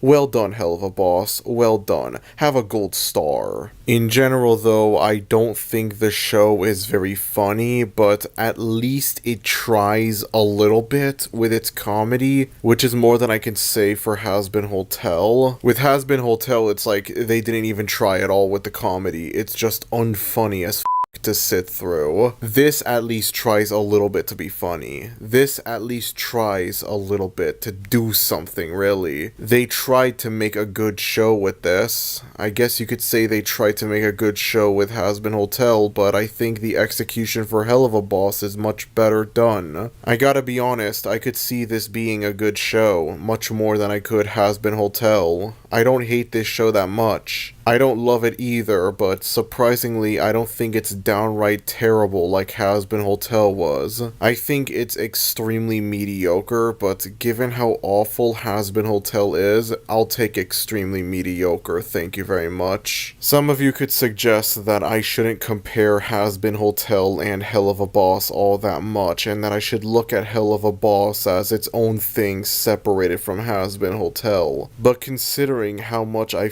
loathe Has-Been Hotel, I will inevitably make comparisons to it with this other show that Vivzy Pop made. If I thought that this show was worse than Has-Been Hotel, I would be making comparisons. As it stands right now, where I think the show is much better than Has-Been Hotel, I'm making comparisons to show why I think this show works a little bit, whereas Has-Been Hotel doesn't work at all. And even though I don't think Helluva Boss is as bad as Has-Been Hotel, I still would not call it a good show at all. The show is still unfunny, even if the excessive swearing isn't as prominent in this show as it was in Has-Been Hotel. Much like Has-Been Hotel, Helluva Boss is not 100% a full-on comedy. There are serious, dramatic moments in the show. The good thing is, though, because the humor in Helluva Boss is slightly less bad than in Has-Been Hotel, and by that I mean there's not as much excessive swearing in this show, that means I'm able to take these dramatic emotional moments just a little bit more seriously. This was a huge problem that I had with Has-Been Hotel. 99% of the show is just extremely unfunny comedy. The characters swear a million times, and I'm supposed to find that funny. And then randomly, out of nowhere, they're like, oh hey, here's a moment that's supposed to be serious. It's supposed to be an emotional moment. Please take this seriously. And I just get tonal whiplash from it just because like it comes out of nowhere. It's so unexpected. There is nothing wrong with blending comedy and drama together. That is perfectly fine. The problem is that the show does an extremely awkward job at doing so, in part because of how bad its comedy is. I brought up in the episode for Has-Been Hotel, but a comedy drama can only work if both both the comedy and the drama are good. If one aspect is bad, then by default the other aspect is bad as well, regardless of how it's executed. The poor execution of one aspect completely spoils the good execution of another aspect. There's been a lot of discourse around the show surrounding the abusive relationship between Angel Dust and Valentino. Yes, I actually bothered to remember the characters' names for this, and I hate myself for that. I've seen people say that this show handles this undeniably serious subject matter with the care and delicacy that it deserves, and I've seen other people say that the show does it in a very poor, disrespectful manner. But the thing is, for me personally, I'm not able to take this seriously, regardless of how it's executed. Yes, abusive relationships are a serious matter. They're not jokes or anything like that, but I'm not able to take it seriously for this show, regardless of if it's well executed or not, because of how terrible the humor is. I see this undeniably serious moment, and it's like I should take this seriously, but I just can't, because I get reminded that this is the same show that thinks saying the F word and the B word a million times is funny, and that completely ruins any credibility, any chances of me taking this seriously, even though I know I should. I would much rather have a bad adult cartoon just be a 100% terrible comedy from start to finish, rather than a mostly terrible comedy with a few serious moments sprinkled in. Because then, those few serious moments, I'm not going to be able to take them seriously because of how unfunny the show is. Almost every adult cartoon that I've looked at on the search for the worst cartoon has no serious moments or anything like that. There's no emotional, dramatic moments that I'm supposed to take seriously. There's nothing like that in these shows. They're just 100% terrible comedies from start to finish. And to be honest, I would much rather have them be this way, because if these shows attempted to have serious, dramatic moments in them, regardless of how these serious moments are executed, and regardless of the serious subject matters in question, I'm not going to take these moments seriously because of how awful the humor is in these shows. Stuff like Alan Gregory, The Prince, Hoops, none of these shows have serious moments in them at all. They're all just terrible comedies from start to finish, and that's for the better. If any of these three shows attempted to have serious moments in them, I wouldn't be able to take them seriously because of how unfunny they are. All the serious moments would just feel very forced and out of place. It's like they just shoehorned them into the show. And it's like, if I don't find your comedy funny, what makes you think I'm going to take your drama seriously? This is yet another reason as to why I think Has Been Hotel is worse than a lot of the bad adult cartoons that I've looked at on this series. You can't make an extremely unfunny and immature pee-pee joke and then immediately follow it up with a serious emotional song and expect me to just be okay with it, because I'm not going to be okay with it. You cannot give me this MCU-esque tonal shift and expect me to just be fine with it, for me to just ignore it and move on from it like it's nothing. No, I will notice the abrupt tonal shift, and I will criticize your show for it. And yes, that is actually a thing that happens in Has Been Hotel. A character makes a really unfunny pee-pee joke, and then it's immediately followed up with a song from Charlie and her girlfriend as they sing about how they'll always be together no matter what. It's supposed to be a cute, sweet, emotional moment, but unfortunately I'm unable to see it that way because of the pee-pee joke that happened only 5 seconds prior to the song. Again, considering the fact that Helluva Boss has slightly less bad humor compared to in Has Been Hotel, I am able to take these dramatic moments a little bit more seriously, but not by much. The transition going from the comedy to the drama and then back to the comedy still feels extremely awkward. It just doesn't feel like a perfect balance at all. It doesn't just naturally go from comedy to being serious serious. No, it feels off. It just feels abrupt. I genuinely do believe that both of these shows would have been significantly better if they weren't comedies at all, because it's clear that Vivzy Pop is not good at comedy at all. If these shows were just straight up 100% dramas, then maybe they would have been better. Because again, regardless of how you feel about the dramatic, serious moments in this show, the one thing's for sure, even if you think they're poorly executed, they are nowhere near as poorly executed as the comedy, if you can even call it that. Again, at least they try a little bit with the serious moments. They don't even try at all with the humor. Vivzy Pop is not good at comedy. Vivzy Pop is not funny at all. And that's normal. Sometimes there are just some genres that they're not meant for you. Someone could be good at making action movies, but then they could be bad at making romantic comedies. Someone could be good at making comedies, but then they could be bad at making horror movies. Vivzy Pop is good at making drama.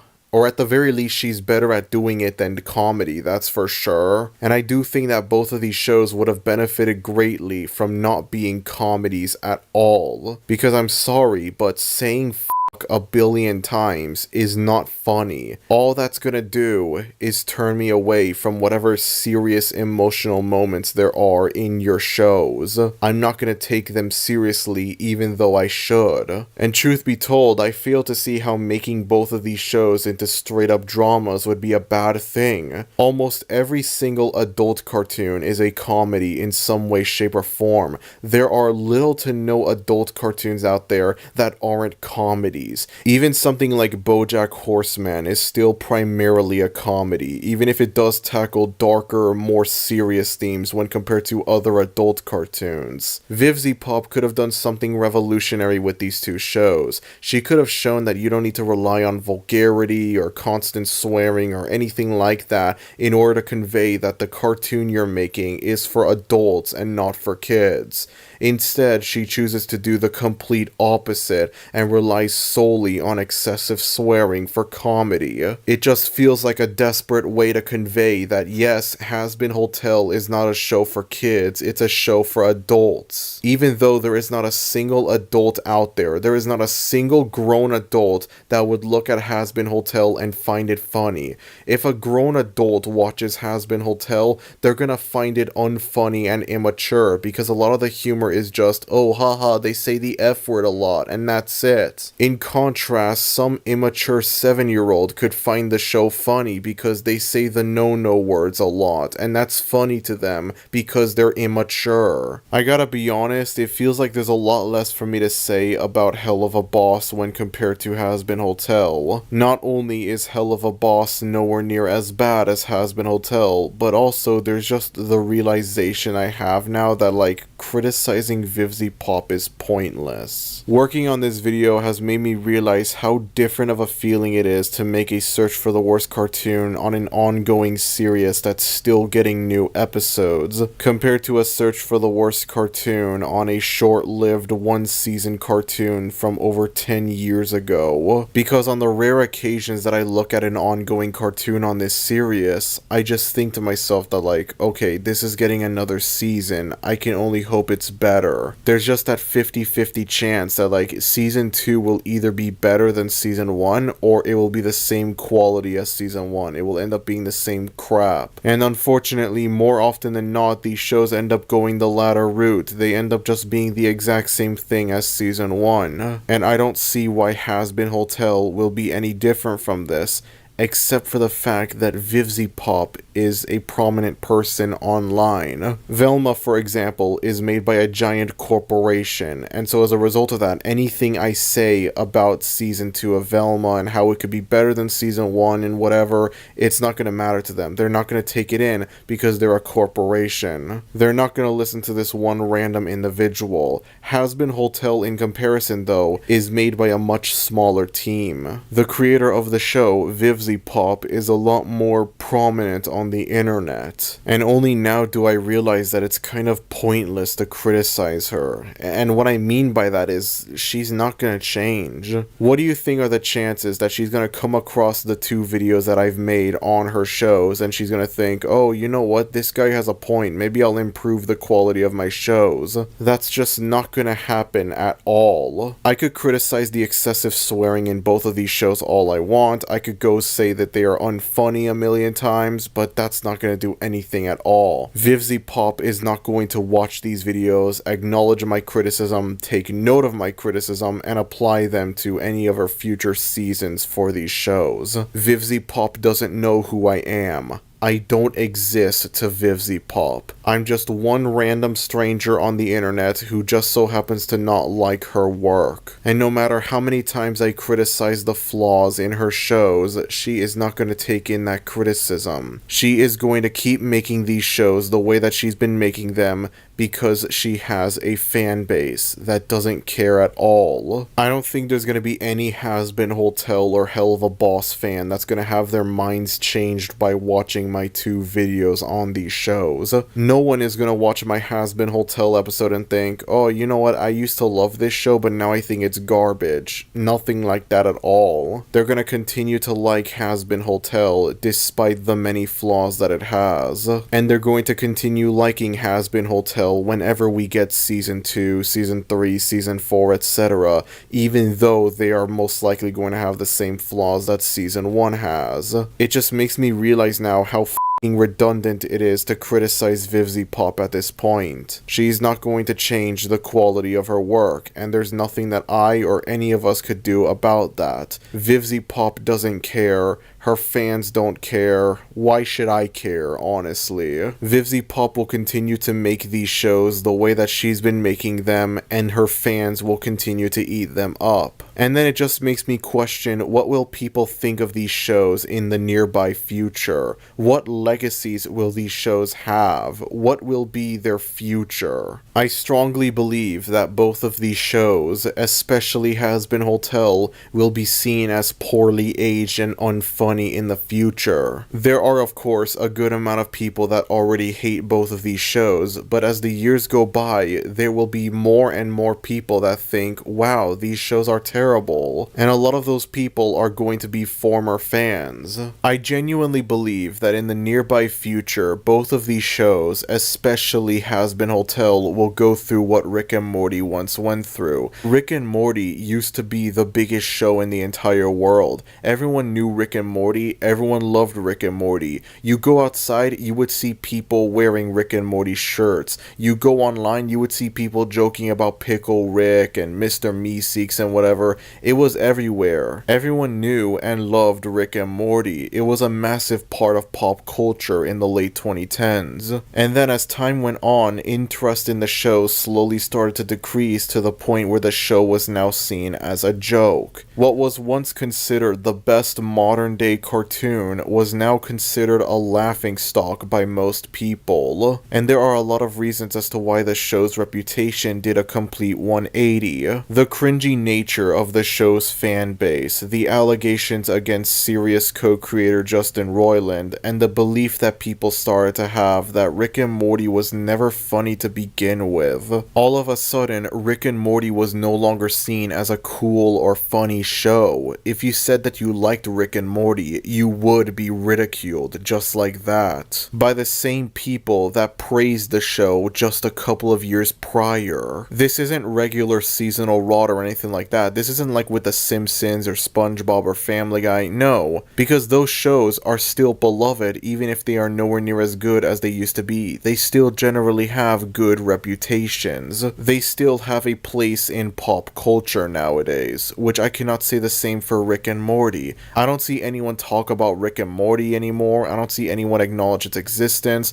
Whenever a new episode drops, I don't see anyone talk about it online. It's just like poof. It's like the show never existed to begin with. Any critical acclaim that Rick and Morty once had, any pop culture relevance that Rick and Morty once had, it's now completely disappeared, like it never even happened. And on the rare occasions where I see people talk about Rick and Morty nowadays, it's almost always in a negative light. Nobody likes this this show anymore. It used to be the biggest show in the entire world, and now it is considered a laughingstock by the internet. While we're on the subject of once beloved cartoons that are now unanimously ridiculed on the internet, you also have The Loud House. The Loud House premiered in early 2016, and almost immediately everyone in the animation community loved it. People were hailing it as a return to form for Nickelodeon, the show that will save Nickelodeon after a slump that they were going through in the early to mid 2010s. This show made people optimistic for the future of Nickelodeon. It made them think that like, oh, things are gonna get better for them. We were gonna start getting more and more good Nicktoons now because of this show. Unfortunately for them though, that would end up not happening at all. Instead of ushering in a new golden age for Nickelodeon, The Loud House would just go and do the complete opposite,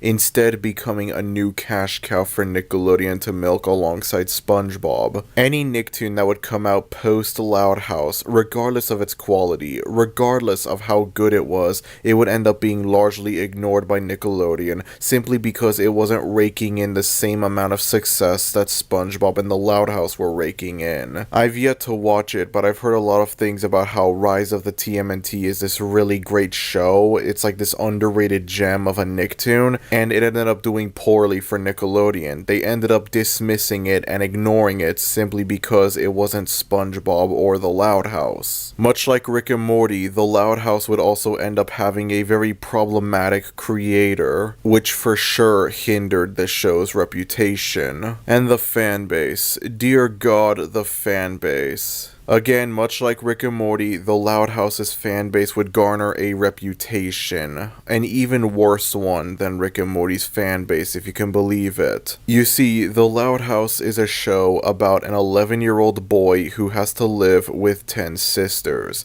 All of these characters are minors. They are all underage.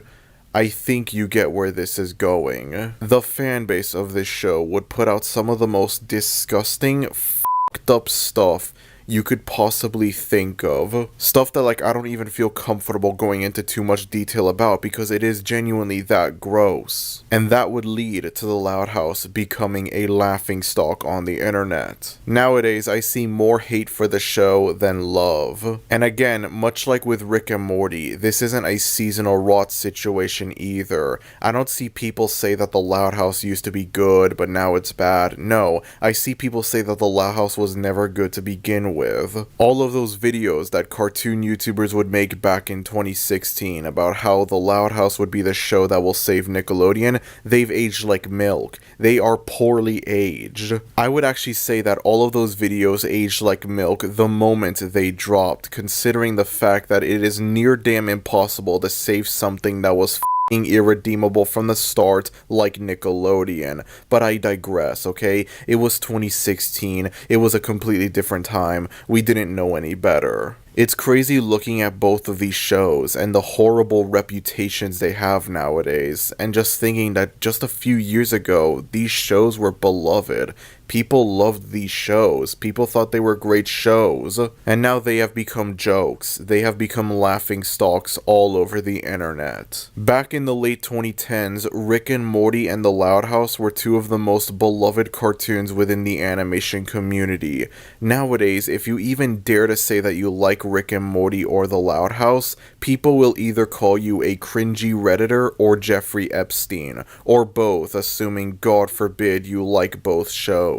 I don't see people say that these shows used to be good, but now they're bad. No, I see people say that they were never good to begin with. Whether you personally agree with this take or not, it doesn't really matter. It has become the popular opinion either way, and there's nothing you can really do about that. This is going to inevitably happen with Has-Been Hotel and Helluva Boss, especially Has-Been Hotel. 4 to 5 years from now, people will look back at Has-Been Hotel and think, how did we find this garbage funny? How did we like this? Why were we praising this show? Has-Been Hotel is already a very divisive show, as mentioned before. People either love it or they hate it. But sooner or later, the hate will grow more and more for the show. This show will be more unanimous unanimously disliked. And to a lesser extent, I could see the same thing happening for Helluva Boss. I don't think that Helluva Boss is as bad as Hazbin Hotel, but I could very easily see it going down the same route where it's like, oh, it's not good anymore, it was never good to begin with. This negative re-evaluation, I could see it happening to Helluva Boss, even if it's not as bad as Hazbin Hotel, simply because of its connection, of its association to Hazbin Hotel. This inevitable belief that people will have that Hazbin Hotel was never good to begin with, a little bit of that is going to leak onto Helluva Boss. It will affect Helluva Boss in some way. Even if it's to a lesser extent, it will still be affected simply because of its association to Hazbin Hotel. I've seen a lot of people say that indie animation is going to become the future. You know, between these two shows and like a bunch of other stuff like the Amazing Digital Circus and whatever, I see people say that like indie animation will become the future. And you know what? That's fine. I'm not against that at all.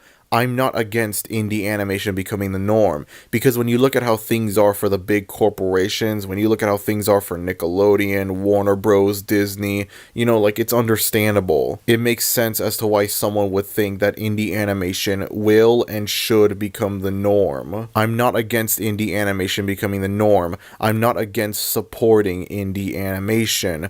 But I don't think that these two shows should be considered the gold standard for indie animation. I don't think that VivziePop should be the face of indie animation. I know that indie animation is capable of so much, and I don't want its reputation to be ruined by a god-awful cartoon and its significantly better but still mediocre spin-off. I'm disappointed with both of these shows, you know? Like, I see good ideas in them. I think maybe they could work out, but they're just so badly executed. It's the humor. The humor drags both of these shows down.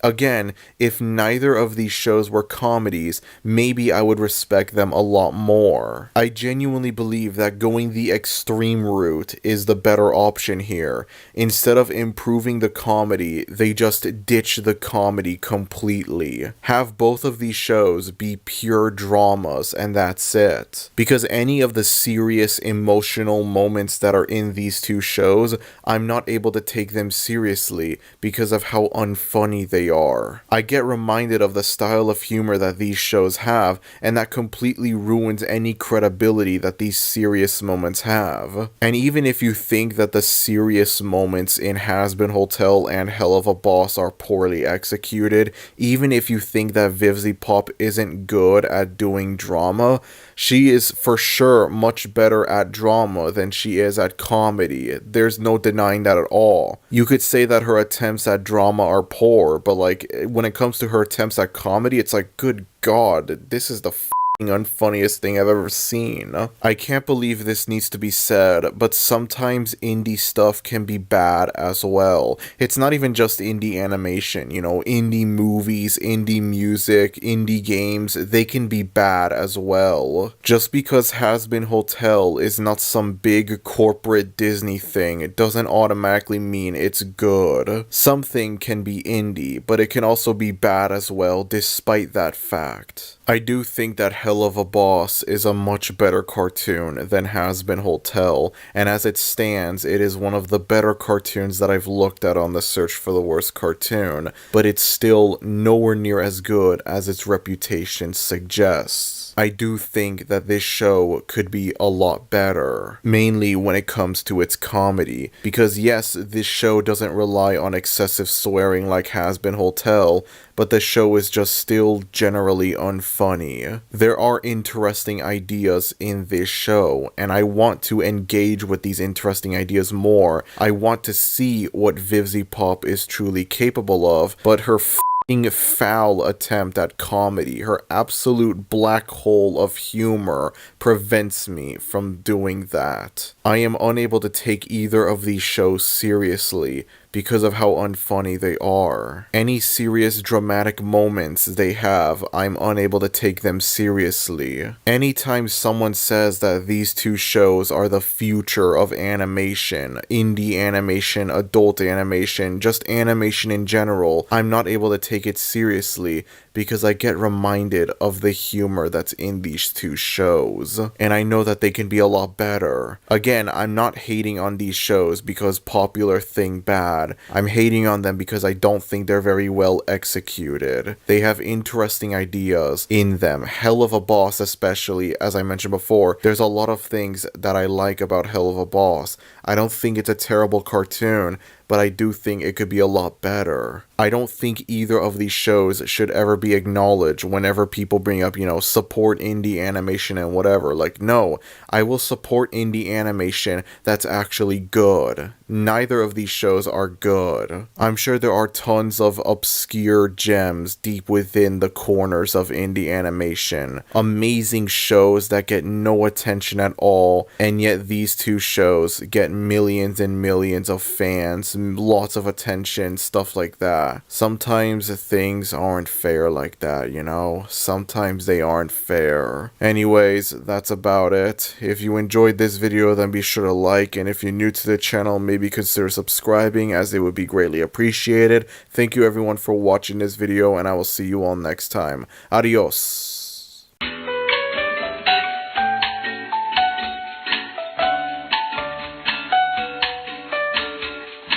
Let's go back in time to the early 2000s. I said the early 2000s. There we go, that's a lot more accurate. The early 2000s, actually maybe just the 2000s as a whole, was not a particularly good decade to live through. For the entirety of the 2000s, America would have one of its most controversial presidents, George W. Bush. Combine that with other things such as the World Trade Center attacks on September 11th, 2001, and the Iraq War in 2003, and yeah, the early 2000s were not a very good time at all. Now, as we get further and further away from the 2000s, and those that grew up early into the decade, such as myself, we get older and older, it's very important to remember one thing.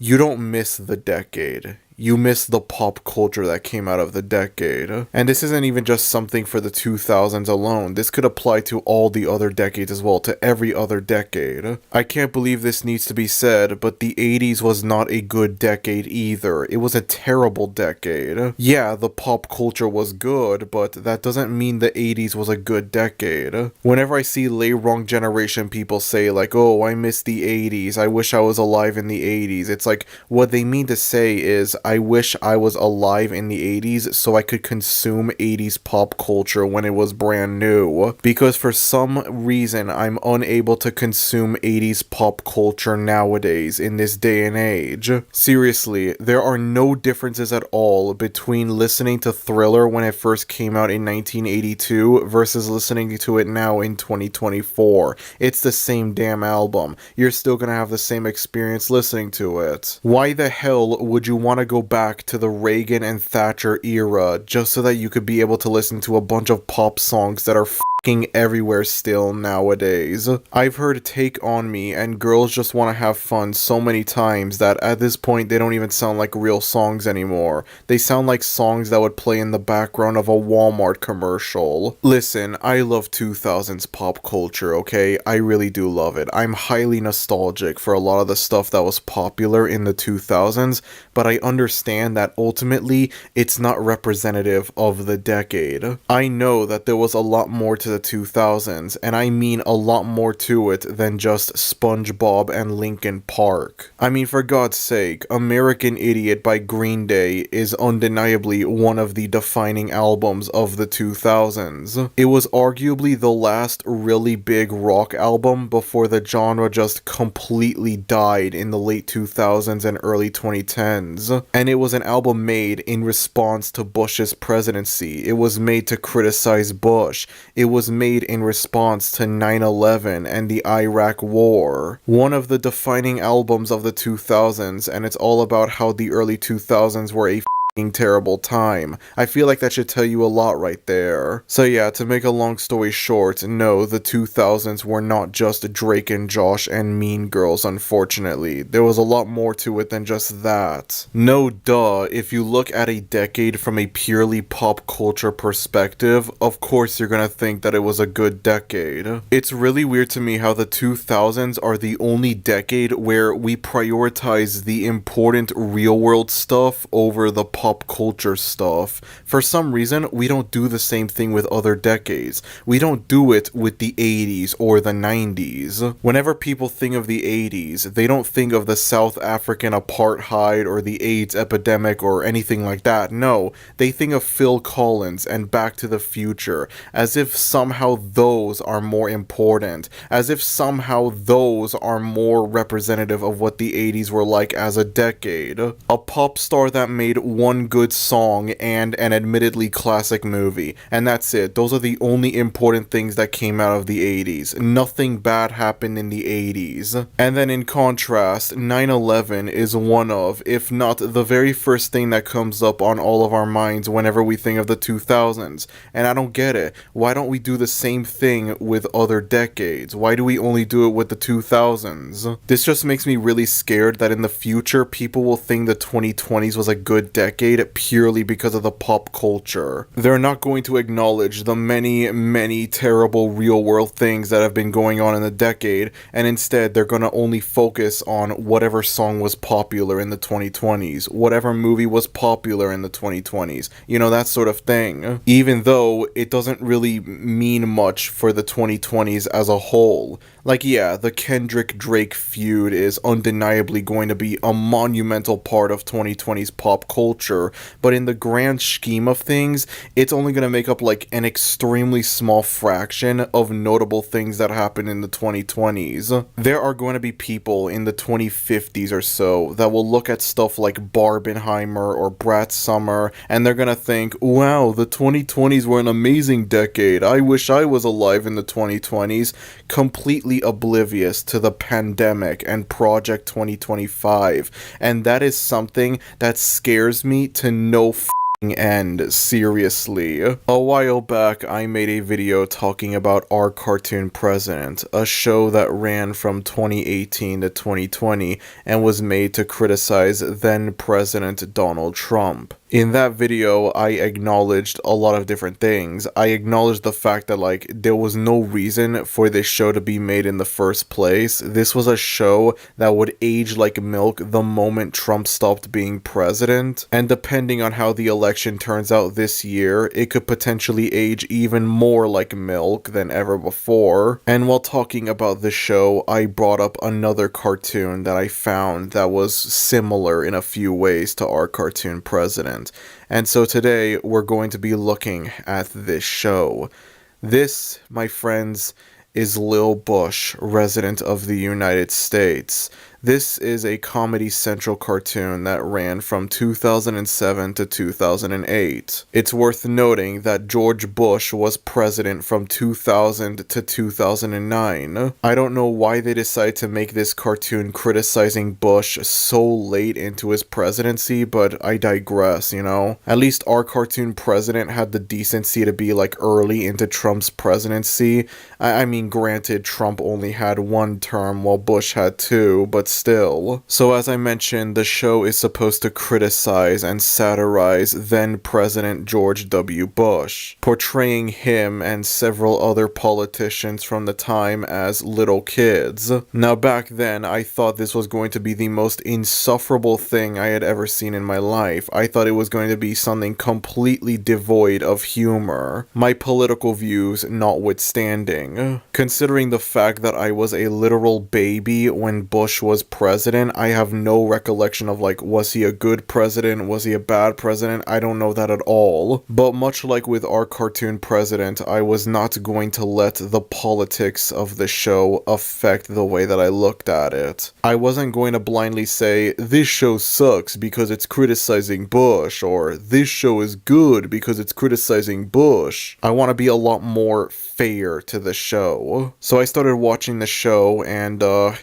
It's very different from what I expected, I'm not gonna lie. Something that I didn't take into consideration when I started watching the show was that this came out in 2007. Comedy in 2007 was a completely different beast when compared to nowadays. Some of the problems that I had with our cartoon president, I guess, could be applied to Lil Bush as well, but not really to the same extent. As I brought up earlier, I criticized our cartoon president for being kind of an unnecessary show. The moment Trump stopped being president, everything about him that was criticized in the show would just be outdated and irrelevant. Yeah, I know about the elections, but like even with that, it still feels kind of redundant in a way to watch a show that heavily focuses on 2018 era politics in 2024. And again, if Trump loses the election this year, then this is gonna age even more like milk. Lil Bush is kind of the same thing, where Bush isn't president anymore,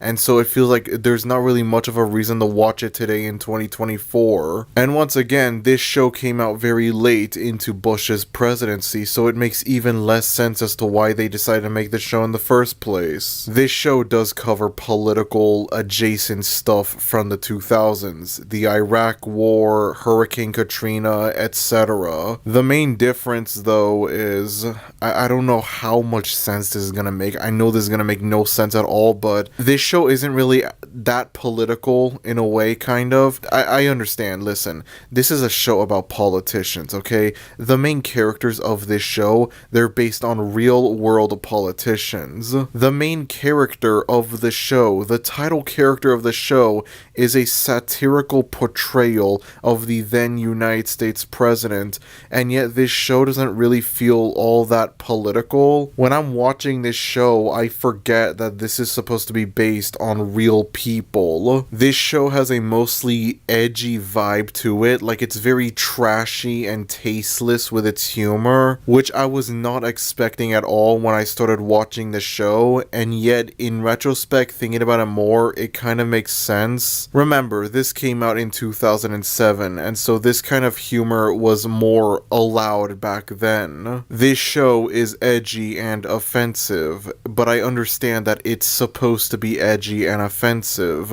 I'm not going to criticize this show because of the style of humor that it chose to have. I surprisingly don't hate Lil Bush as a character. I honestly thought he was gonna be a lot more annoying and insufferable, but nah, not really. But there's also the fact that I understand he's supposed to be a terrible character. He is supposed to be a hateable character. That's the point of the show. This show wouldn't work if Lil Bush was this nice, lovable character that was kind to everyone. If that was the case, then the show would go from being an anti-Bush satire to propaganda very easily. I see no reason to complain about Lil Bush being mean-spirited, because I understand, yeah, that's the point. He's supposed to be a mean-spirited character. And ironically enough, understanding that he's supposed to be a hateable character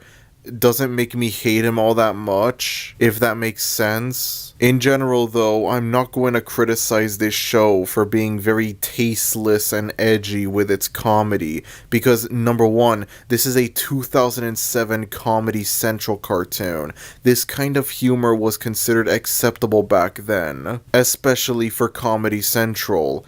And number two, this show is supposed to be offensive and mean-spirited and whatever. I understand that. That being said though, just because I understand that the show is supposed to be mean-spirited doesn't mean that I find it all that funny. I watched every episode of season 1 and I found myself surprisingly tolerating it. Like, I don't think it's funny or good or anything like that, but like, I've seen far worse. This show is nowhere near as bad as our cartoon president, I'll give it that, but to be fair, I feel like besides the vague idea that like both shows are meant to satirize a president, these two shows, they couldn't be any more different from each other. So there is no point at all in comparing the two. But season 1 I found to be surprisingly kind of tolerable in a way. And then I get to season 2 and all of a sudden the show becomes oh so much worse. Something that I will respect season 1 of Lil Bush for is it made me think of something.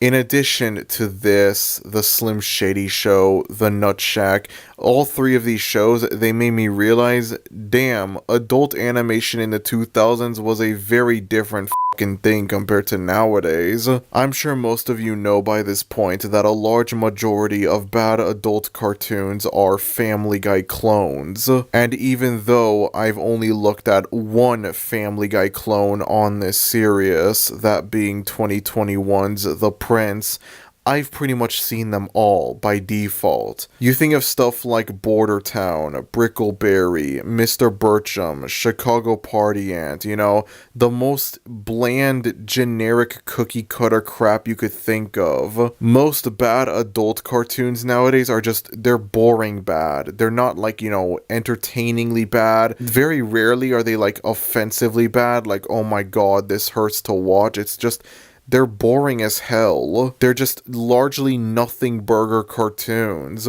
There's a Fox cartoon that came out recently called Universal Basic Guys, and it looks like the most generic thing ever. It's the same old Fox slop that we've been getting non-stop for the longest time. And from what I've seen, this show is not very good apparently, so I might make a video on it in the future. I've seen people express concern that like AI is going to take over in the future. AI is going to affect art. AI is going to affect animation, you know, that sort of thing.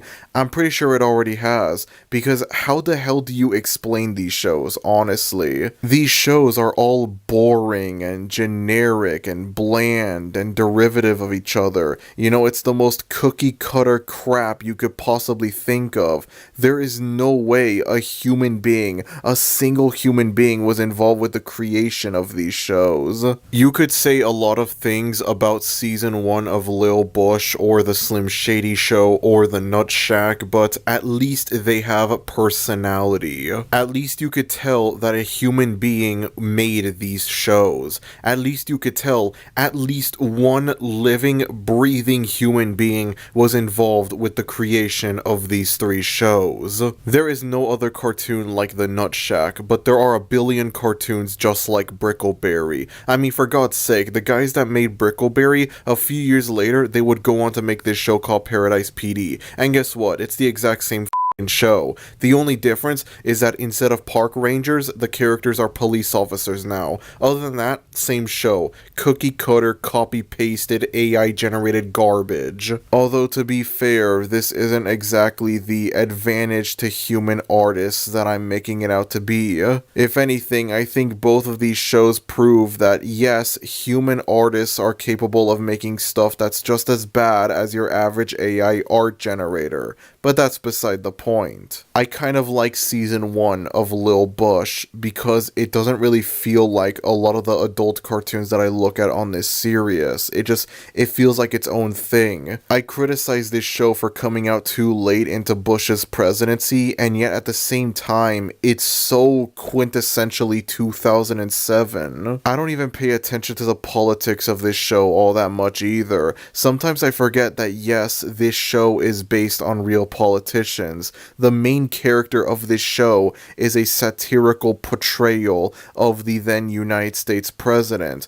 It's easy for me to forget that because of the way the humor is in this show and how weirdly refreshing it is when compared to a lot of other bad adult cartoons, including those that I have yet to cover on this series. I would rather watch season 1 of Lil Bush over a show that thinks being pretentious is the same thing as being edgy, and a show that thinks swearing a million times constitutes as being edgy. Again, I don't think the edgy, offensive humor in this show is funny, but I don't really have much of a problem with it because, number one, it's weirdly refreshing for the bad adult cartoons that I've looked at on this series, and number two, this is a cartoon from 2007. This style of humor was more acceptable back then. I don't want this video to come off as like me complaining about how humor nowadays is politically correct and squeaky clean and safe and whatever. You can't do edgy jokes anymore like in Little Bush or nothing like that. Believe it or not, yes, edgy humor still exists in this day and age. It's not the dominant style of humor like it was in the 90s and 2000s, but it still exists. Black comedy still exists if you look in the right places. Do not take this video as me being like, oh, what's wrong, liberal? Are you too much of a woke millennial snowflake to handle real humor? I bet you're trying to cancel Eminem, because that's not what this is all about. At the same time though, even though this show is extremely offensive with its humor, I don't find it all that funny. You can acknowledge that a show is supposed to be offensive and still not find it all that funny. Again, don't take this as me being a f***ing woke snowflake whatever. You can acknowledge a show is supposed to be offensive and still find it not really all that funny. Notice how so far I've been exclusively talking about season 1 of the show and not season 2. Well, there's a good reason for that. Season 2 is so much worse than the first season in so many ways. At no point is this show funny. At no point is Lil Bush a funny show. And yet, it's when you get to season 2, it becomes even more apparent just how unfunny the show is. I think the reason why season 2 is so much worse than season 1 is because of the episode length. The way season 1 is structured, you have two 11-minute long episodes stitched together, an A episode and a B episode, which is extremely rare for an adult cartoon to do. It's very common for kids cartoons to do this, but there are almost no adult cartoons that do this at all. It is very rare. And then in contrast, season 2 consists of singular 20-minute long episodes, which is the norm for adult cartoons.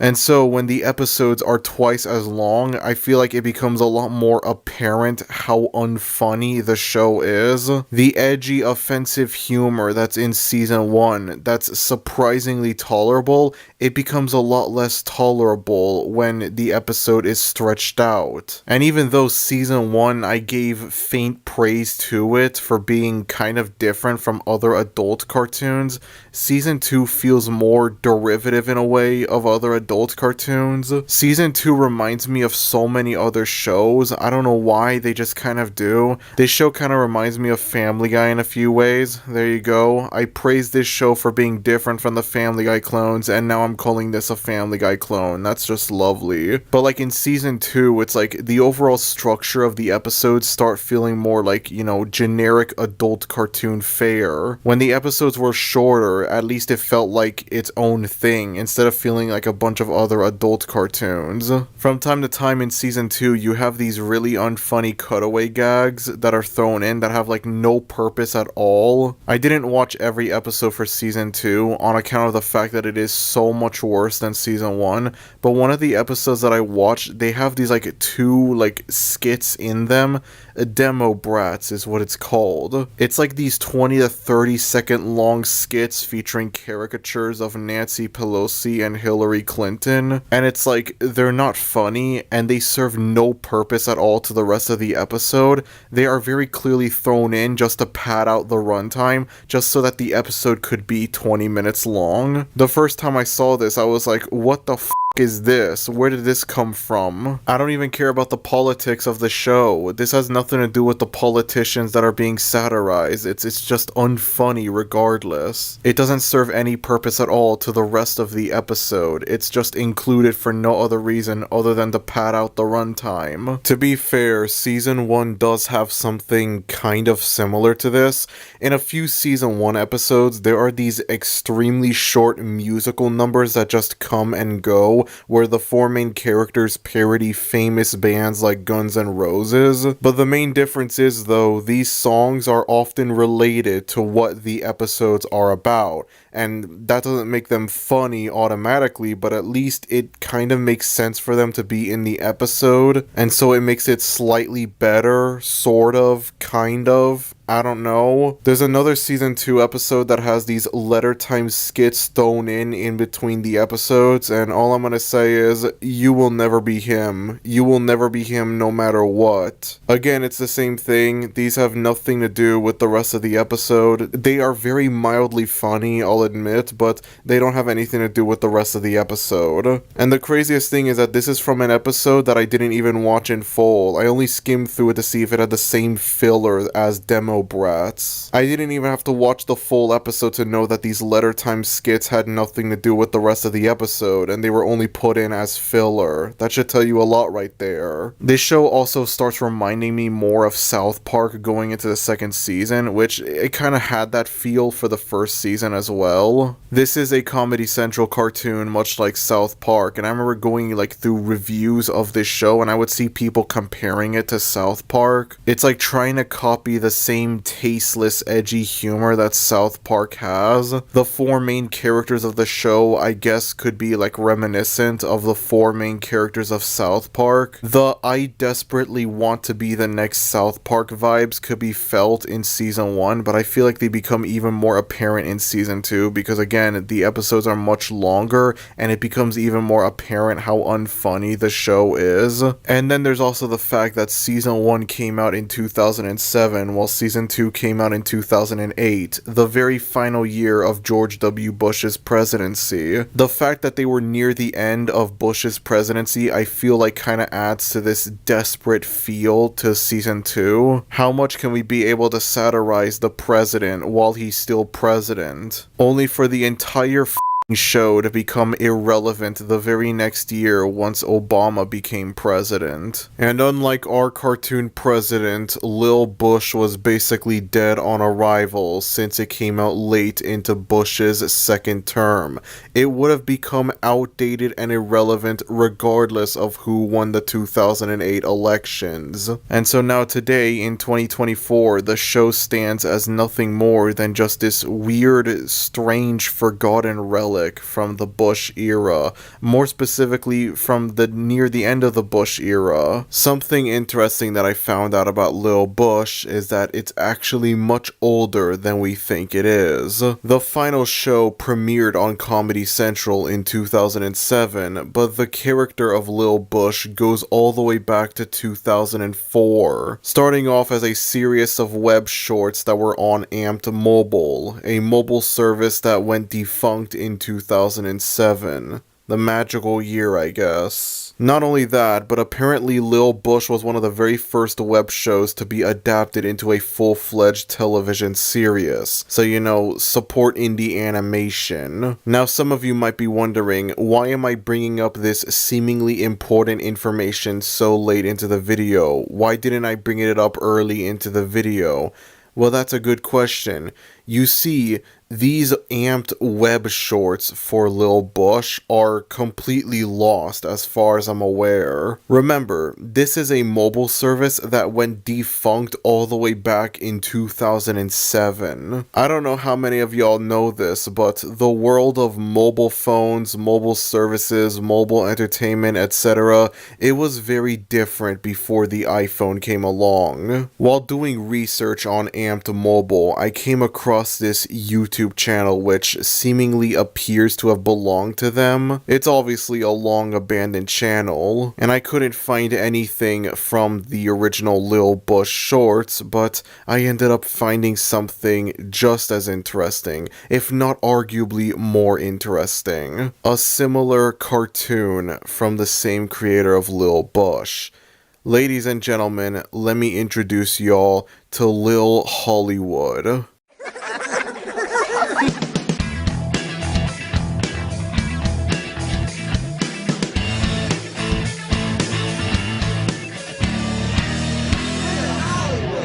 Starring Little Lindsay Lohan, Little Nicole Richie, Little George Clooney, Little Kevin Federline, and Little Cameron Diaz. Yes, this is a real thing. Lil Hollywood is presumably the exact same thing as Lil Bush, only instead of parodying politicians, it's parodying celebrities. There are 2 episodes of the show and a behind-the-scenes video available on the YouTube channel, and that's it. That's seemingly all that's available for Lil Hollywood. I later found out that Amped Mobile had a website, which is unsurprisingly defunct now, but with the power of the Wayback Machine, we could go back in time to a very different, very interesting time. It seems that Amped, even though it didn't last very long, it was pretty decent. It was pretty big. I ended up finding a page for Lil Hollywood, and it seems like there were only 4 episodes made, so we have half of the show available. I later decided to check out Lil Bush's homepage, and it seems that there are a whopping 10 episodes that are missing. Well, 9 episodes and a behind-the-scenes video, but yeah, I might as well count it as 10. And all of these are completely lost to my knowledge, and considering how long it's been since Amped Mobile shut down, considering the fact that now it's just this weird, forgotten relic from a pre-iPhone time, there is almost zero chance of this stuff ever seeing the light of day, which is a massive shame. Whenever I come across lost media for the shows covered on this series, I can't help but feel weirdly sad. The average cartoon YouTuber probably wouldn't care about any of this stuff, but I do. I want to find the original pilot for Alan Gregory. I want to find the mobile game based on It's Fred. And I want to find the original web shorts for Lil Bush. Actually, now that I think about it, I'm pretty sure this thing right here is a gold mine of lost media. Besides Lil Bush and Lil Hollywood, there were probably tons of other original shows on this service that are just lost to time completely. Not only do I want this stuff to be found for the haha funny memes, irony, novelty purposes, but also just to give like a bit of an insight as to what like mobile devices were like pre-iPhone, because there is something a little bit fascinating about that, honestly. Just to get a reminder that, yeah, we've come a very long way, haven't we? And there you have it, folks. Lil Bush, resident of the United States. It's trashy, it's tasteless, it's outdated. There is no reason to watch this show now in 2024. I'll admit that, yeah, there's kind of a good reason to watch our cartoon president still in 2024, I'll admit it, but with this, there's no reason at all to come back to it now in this day and age. But despite all of that, there is one thing Lil Bush has that a lot of other bad adult cartoons don't have. And that's personality. I kind of like the trashy, off-brand Beavis and Butthead feel that this show has. I don't think it's good or funny, but it's got this kind of charm to it in a way. Especially when you look at how boring and bland a lot of bad adult cartoons are nowadays. Season 2 of the show is significantly worse, but it still kind of retains that off-brand Beavis and Butthead trashy feel, and so even though season 2 drags down my kind of enjoyment of the show a lot, it's still better than a lot of bad adult cartoons that I've looked at. If only season 1 existed, I would rank this show much higher. If only season 2 existed, I would rank this show much lower. As it stands, I'm putting this as one of the higher shows on the list, but not too high. Again, season 2 really does drag down the show quite a bit. What you're ultimately left with is something that perfectly screams 2007. You could never be able to make this show today because, well, why the hell would you make a cartoon about George W. Bush now in 2024? We've had 3, potentially 4 presidents since then. There would be no point in doing it. It would be redundant. Bet you thought I was gonna say something else, huh? Bet you thought I was gonna say something else. Anyways, that's about it. If you enjoyed this video, then be sure to like, and if you're new to the channel, maybe consider subscribing, as it would be greatly appreciated. Thank you everyone for watching, and I will see you all next time. Adios.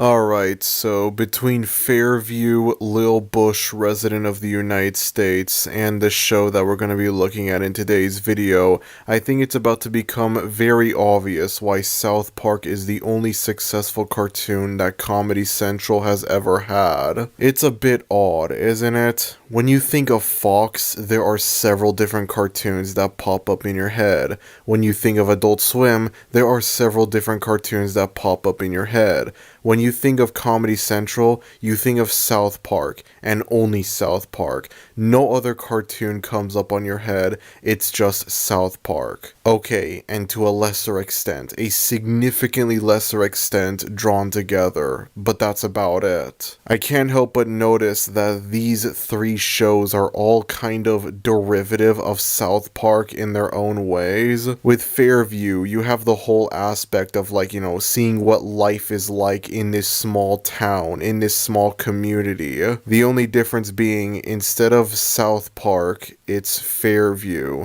Totally original, totally new concept, do not steal. And then the latter two shows take the edgy, offensive style of comedy that South Park has, and unfortunately they both fail at successfully replicating that style. It's very interesting to me, the idea that these people went into Comedy Central, pitched these shows expecting them to become the next South Park, because that's really what these feel like. I guess in a way it kind of makes sense. South Park is Comedy Central's flagship show. It's also the only cartoon they have, the only successful cartoon that they have. And so in a way it kind of makes sense that all these other people, they want to try and copy South Park. They want their show to become the next South Park. It's kind of the same thing with Fox when you really think about it. They made a very successful, very acclaimed cartoon about a dysfunctional family, and so by coincidence, I don't know if it is a coincidence or not, it feels more like a coincidence than with Comedy Central, almost every subsequent Fox cartoon would follow the dysfunctional family formula that The Simpsons started. King of the Hill, Seth MacFarlane's 3 cartoons, Bob's Burgers, even some of the short-lived forgotten cartoons follow the formula. So in a way I kind of see it, when a network has a flagship show, I guess it makes sense that some people want to make their own version of that flagship show. The problem is though, you run the risk, more likely than not, of having your show be a failure. And so today we're going to be looking at one such failure. Ladies and gentlemen, this is Legends of Chamberlain Heights. This is a short-lived Comedy Central cartoon that ran for 2 seasons from 2016 to 2017. I remember this show came out in the latter half of 2016, around the same time the Nut Shack was becoming this massive meme on the internet. You look at both shows and they are very similar in quality. I mean, obviously this show is far worse than the Nut Shack. This show doesn't come close to being as good as the Nut Shack. This doesn't have the funny bad quality that the Nut Shack has, but the vibes are definitely similar between the two shows. Not a lot of people acknowledged it, but I remember there were a few people that took note of how funny it was that at the time there was this brand new cartoon that was about to come out on Comedy Central that somehow looked worse than this extremely obscure cartoon from almost a decade ago that no one knew it existed until very recently, when it started gaining infamy on the internet. And then there was this brand new cartoon that was about to come out that somehow looked worse. I don't know why, but I feel like there's something weirdly perfect, weirdly beautiful having this show come out around the same time that the Nut Shack was becoming a meme online. Again though, as I mentioned before, Legends of Chamberlain Heights is unfortunately nowhere near as funny bad as the Nut Shack. In all honesty, I think this show reminds me a lot more of the Slim Shady show, which I find to be a lot more pathetic in a way. Legends of Chamberlain Heights is a proper cartoon. It has a bigger, more professional team behind it, and it aired on television. It aired on a major television network. So it's just extra pathetic to think that quality-wise, it's on par with this extremely obscure, low-budget web cartoon from the very early 2000s. You take one quick look at the Slim Shady show, and it's pretty easy to conclude, yeah, this had a very small team behind it. And then you look back on Legends of Chamberlain Heights, and it's somehow on par with the quality of the Slim Shady show. This considerably more recent show that had a bigger team behind it and aired on a major television network, somehow it's on par with the Slim Shady show in terms of quality. Damn. The most surprising thing is, though, this show is not funny bad like the Nut Shack as previously established. However, it's not offensively bad either, like the Slim Shady show. I'm genuinely just as surprised as y'all are. You take one quick look at this art style and it's like, how the hell do you think this is going to be good, let alone even remotely tolerable? But to my surprise, even though Legends of Chamberlain Heights is garbage, it's kind of tolerable garbage. Even if the art style says otherwise, I really gotta stop judging books by their cover, I know. So the show follows the adventures of three boys named Grover, Jamal, and Milk, who, similarly to the main characters of Lil Bush, feel very derivative of the four main characters of South Park. I will say though, I kinda like the chemistry between the three main characters of the show. I think they have the potential to be funny. I'm not saying they are funny, I'm saying they have that potential. I could see them being funny characters. The whole thing with the odd one out of the group, Milk, is that he's white, but he tries to be black. He pretends to be black. He does everything he can to convince himself that he is black, even though he clearly isn't. He tries to gain street cred, hood cred, whatever, but in reality, he grew up living in a nice mansion. Again, it's not very funny in the actual show. The execution isn't funny, but I think the idea of it could be funny. The idea of it could work, maybe. I'm not sure how I could be able to further elaborate on this, but I do see potential in these three characters being funny. I do kind of like the chemistry between them. It could be funny seeing them together, and yet it isn't for some reason. Well, actually, there's a few reasons I could think of as to why it's not funny. This show feels very 2016, I will say that. I don't know if that's necessarily a good thing or a bad thing, but you watch this show and yeah, it feels very much like a show that would air in 2016. This show ran from 2016 to 2017 and it shows. There are no other years where this show could have aired. As if that wasn't enough, this show sometimes includes references that like you watch the show now and it's like, oh yeah, this was definitely made in 2016. There's an episode where Grover enters a video game tournament and like he wins one of the practice rounds, I believe, and he could be seen dabbing, and it's like, yeah, that's how you know this was made in 2016. God, remember when dabbing was a big thing? You know, I don't know what it was, but like dabbing felt like it was gonna be like this big thing that would have longevity, and now it's just completely disappeared. I completely forgot about it until I watched this show. Chances are y'all forgot about it until now. I know that a lot of like novelty dance moves, if you can even call the dab a dance move,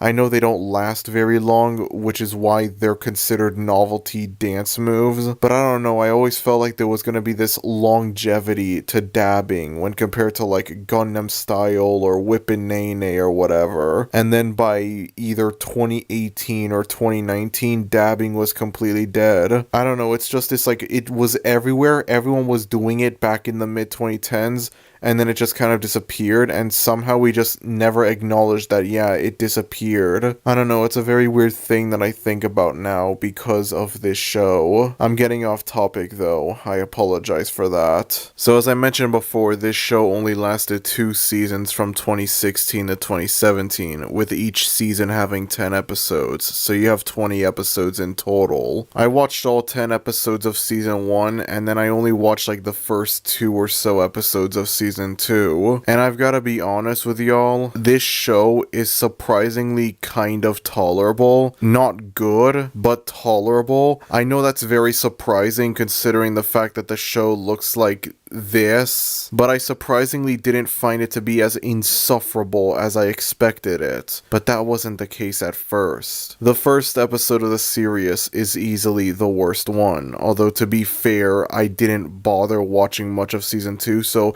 maybe there's a slight chance season 2 has an episode worse. But the first episode, I think, is the worst episode of the show for one simple reason. It has nothing to do with the plot of the episode, it has nothing to do with that. It is filled to the brim with gross out jokes. Now, I can't show any of these jokes for obvious reasons, but yeah, episode 1 has a lot of these gross out jokes, and you combine that with the extremely unappealing art style, and yeah, that's not a very good combo. It genuinely made me dread what the rest of the show would be like. I thought the rest of the show was just gonna be this unappealing, unfunny, gross out show. But to my surprise, none of the subsequent episodes had that much gross out humor in it. That's not to say that the subsequent episodes are clear of gross out humor, because yes, from time to time, there are trashy, gross out jokes thrown in, but not as much as in the first episode. Much like with Lil Bush, this show just has this very trashy feel to it. It feels a bit different from Lil Bush though.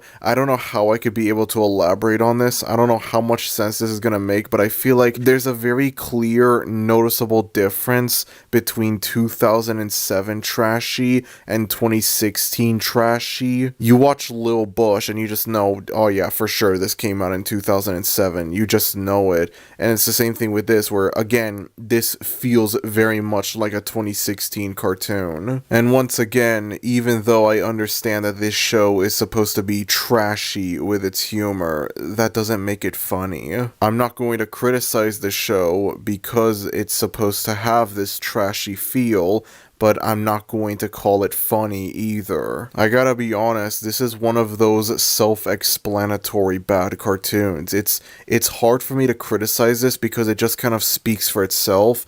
Just one quick look at the art style and it says everything. And I gotta be honest, I hate looking at these kinds of shows. I would rather look at something that I could be able to elaborate on why it's bad. It's so boring to me looking at a self-explanatory bad cartoon because it's like it doesn't really take much to know why it's bad. And then you combine that with the very whatever feel that I have watching this show. This isn't funny bad. It's not offensively bad, except for the first episode. It's kind of boring more than anything else. In a way, I kinda would have preferred if the rest of the show had the same offensively bad quality that the first episode had, because at least then there would be more for me to say about the show. At least I could go into detail. Sometimes there are cartoons that I've looked at that are like very self-explanatory as to why they're bad, and yet I go into detail about why they're bad regardless. It's extremely obvious why Control Alt Delete is bad, and yet at the same time it's fun talking about why it's bad. That's not the case with this show. More than anything else, I just felt kind of bored watching this show. There's never a funny bad moment. You know, sometimes these shows, like, there are rare occasions where they can have a funny bad moment. There's nothing like that here. Maybe there's like one genuinely funny joke in this show, I don't remember. I surprisingly don't doubt the possibility that one episode of the show that I watched had a joke in it that I found funny, but I'm not gonna bother rewatching the show to find that joke, assuming it exists. At the same time, I'm not offended by the quality of this show, even though this show has one of the most visually unappealing art styles I've seen for any cartoon.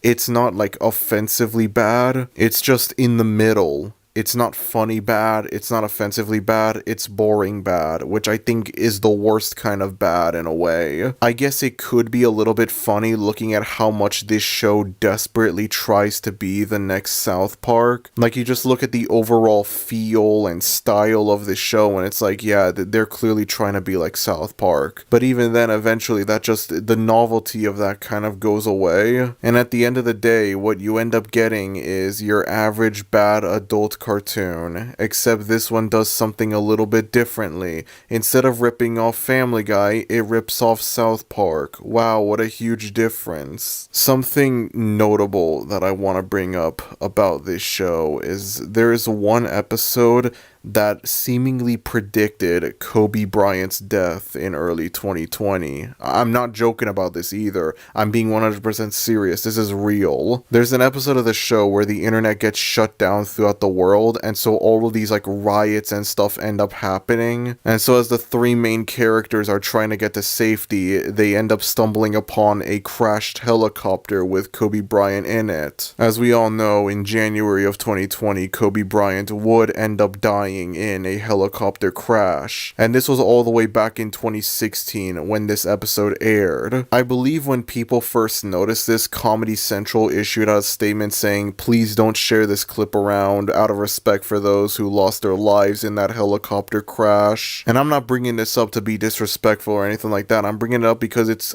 honestly kind of eerie more than anything else. Unfortunately, that's the only really interesting thing about this show. That's the only noteworthy thing about it. What I'm ultimately left with is a very self-explanatory cartoon. A cartoon that is bad, but it just feels redundant to explain why it's bad. It gives me nothing. It gives me no material to work with. It's not fun talking about why this show is bad. You just take one look at the show's art style and it's like, yeah, there's no way this show is good. In what world is this show good? As far as bad adult cartoons go, this isn't the worst one I've seen, but it's also not the best one I've seen either. It's tolerable, but it's also really boring at the same time. And so as a result of that, there's almost nothing interesting to say about this show. Nothing notable. It speaks for itself as to why it's bad. It's a short-lived South Park clone from the mid-2010s that very much feels like a cartoon from the mid-2010s, and then it became immediately forgotten about the moment it was cancelled. In retrospect, maybe it was a bad idea to look at two short-lived South Park knockoffs from Comedy Central back to back. I feel like I would have a lot more to say about this show if it weren't for the fact that I looked at Lil Bush in the previous episode. At the same time though, maybe that's not the case, you know, sometimes something is just boring. Sometimes something is just self-explanatory and,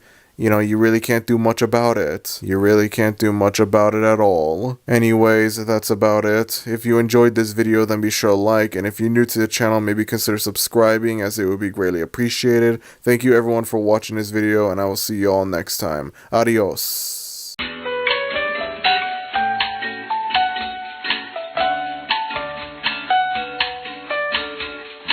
If you've been on the internet for the last year or so, you have most definitely come across the term brain rot. Maybe you've come across videos of people criticizing brain rot, or maybe, God forbid, you yourself came across actual brain rot. For those who are somehow oblivious as to what brain rot is extremely low effort, poorly made content made for extremely young kids. The idea is that parents nowadays cannot be bothered to be good parents to their child, and so they just sit them down in front of an iPad and let them watch whatever the they want to watch on YouTube, with no supervision, no restrictions, nothing like that at all. And so a lot of this brain rot could end up being very harmful for the developing minds of a young child. Obviously, there are many different kinds of brain rot on YouTube right now, but the main big four offenders are Skibbity Toilet, Lanky Box,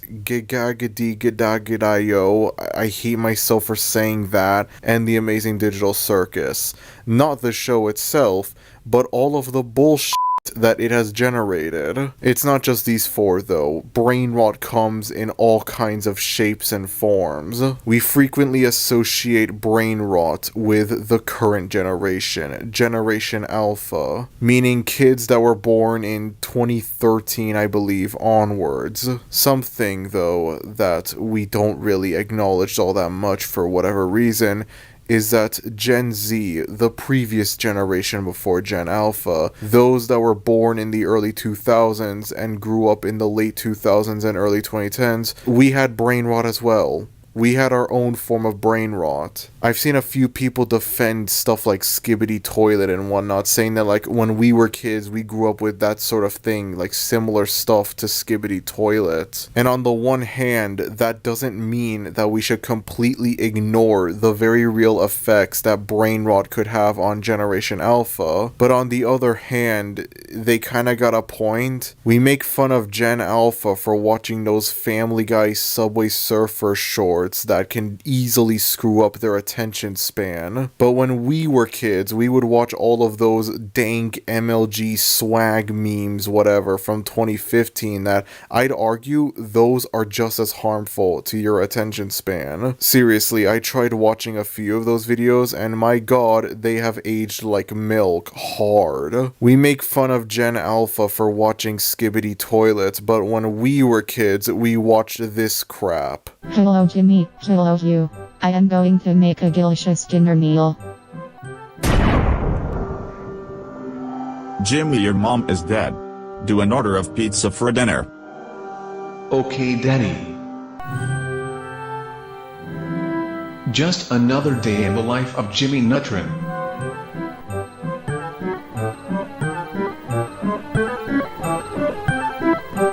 And finally, getting into the topic of today's video, we make fun of Gen Alpha for watching Lanky Box, this duo channel where they play games, they play Roblox, whatever they do challenges, but they are the most annoying, loud f***ing YouTubers on the entire platform. In this video, we make Turning Red a Roblox account. We spend a ton of Robux to transform into Turning Red, and then go into Roblox games and play hilarious pranks on people. Then we give people their dream pets as Turning Red. It gets super crazy along the way. Let's go! And yet at the same time, we are the same generation that grew up with Fred and Annoying Orange. When you really think about it, Lanky Box is basically just a combination of Fred and Smosh. You take the funny duo aspect of Smosh and you combine it with the annoying, loud, high-pitched, energetic voice of Fred,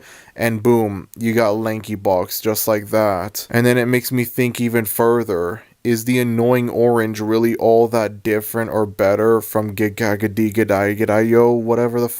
Like, what's the difference between the two? Are they not the same thing? The bottom line I'm trying to make is, yes, Gen Z had brain rot as well. Whether it's better or worse than Gen Alpha brain rot is a completely different story. But we had brain rot. We had our own form of brain rot. We grew up on stuff that could retrospectively be considered brain rot. I'm getting ahead of myself. Let's go back on topic. The Annoying Orange is an animated web series about a talking orange that is, well, annoying. The series started in 2009 and almost immediately became a massive viral hit. Perhaps what's the most shocking thing of all, though, is the fact that it's still going on to this very day. And it does seem to still have a little bit of a fan base remaining. You know, something like Fred ended years ago. I think like 2014 or so was when like Lucas Cruikshank stopped making Fred videos.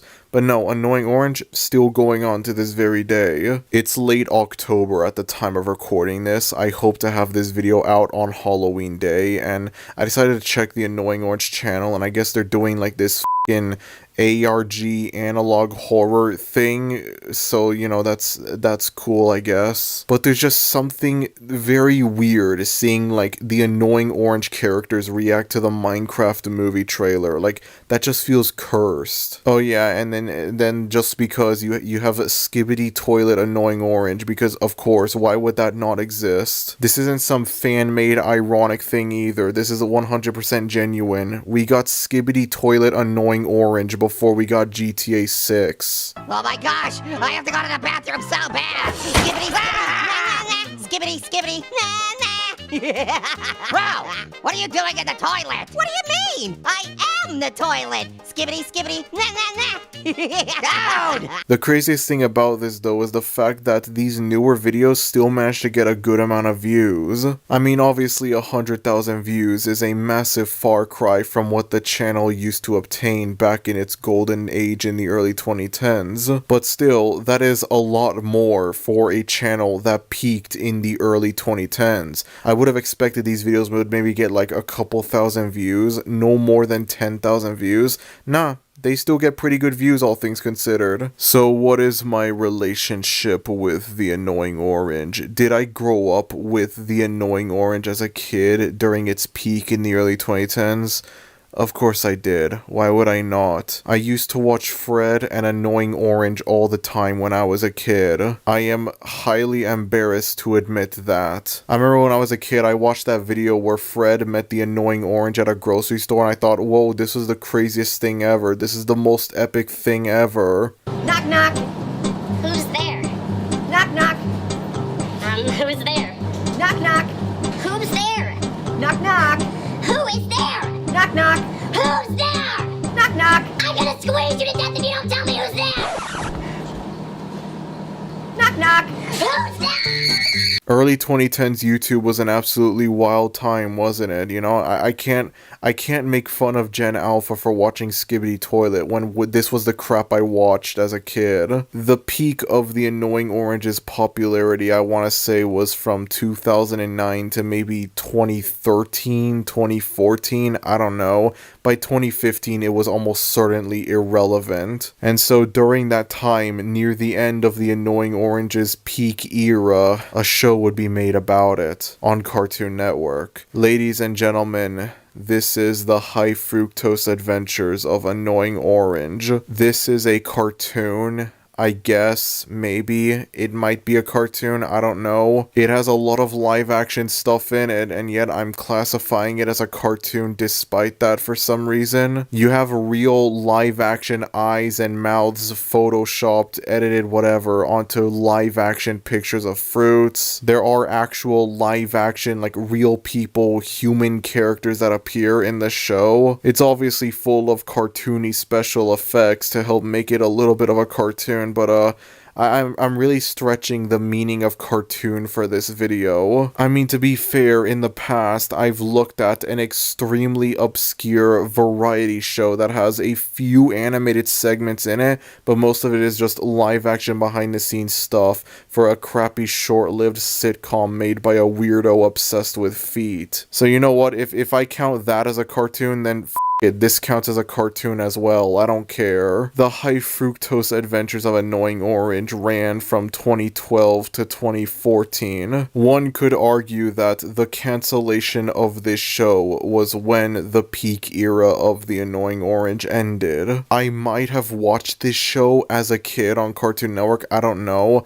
This feels like something that, like, I feel like I would have watched this given the fact that, like, yeah, of course I watched Annoying Orange in the early 2010s. Of course I would be that kind of kid, and yet I have zero memories of watching this show on Cartoon Network. Maybe like a few like passing moments I would watch it, but that's it. At the same time though, I can very easily envision myself watching this on Cartoon Network at like nighttime, basically. I don't know how much sense this is gonna make, but this feels like one of those last program cartoons. This feels like something like the last thing Cartoon Network would show before it changes to Adult Swim, if that makes sense. Imagine it's late at night, which for 9-year-old standards would probably be like, I don't know, 7 p.m. and you're watching The Annoying Orange on Cartoon Network and everything is funny and hilarious because you're 9 years old and you don't know any better. And then the episode ends and this pops up on screen, and so you're left wondering what to do. Do you change the channel or turn off the TV or whatever because you don't want your parents to catch you watching something that you're not supposed to watch? Or are you gonna be a mischievous little bastard and watch this show without your parents knowing?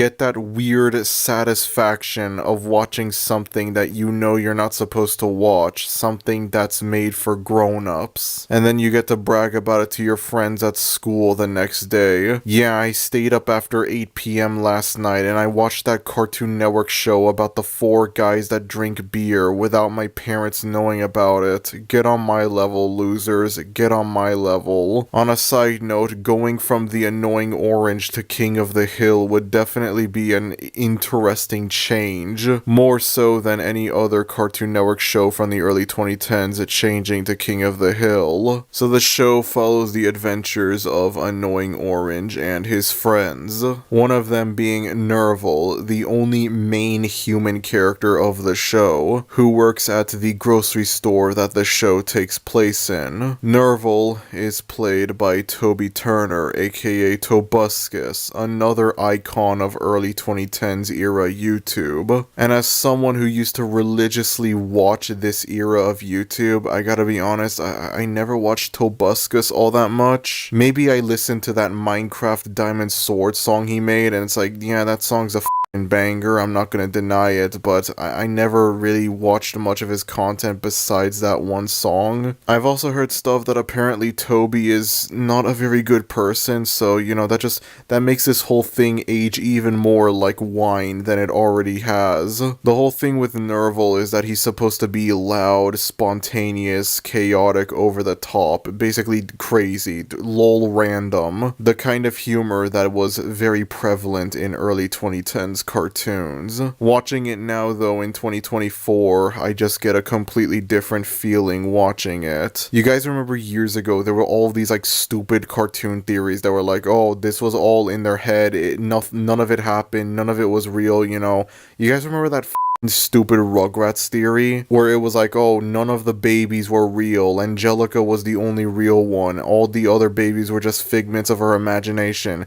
You know that stupid theory where it's like there's no proof, there's no evidence to support it, it's a bad fan fiction basically disguised as a theory, and like everyone would make a variation of that Rugrats theory for literally every cartoon. Yeah, I have my own take on that theory for this show. What you're watching is a mentally ill grocery store worker frequently having mental breakdowns and hallucinating talking fruit as his only friends. I'm not gonna lie, I really want to see a Joker-style movie about Nerval. I think it would be absolutely amazing. For sure, it would be a hell of a lot better than Joker 2. More than anything else, this show acts as irrefutable proof that no, brain rot is not this new, recent thing that started in 2023. There are literally no differences at all between a 9-year-old watching this in 2013 versus a 9-year-old watching Skibidi Toilet in 2023. They're both exactly the same thing. I bought the entire first season of this show on DVD and I watched every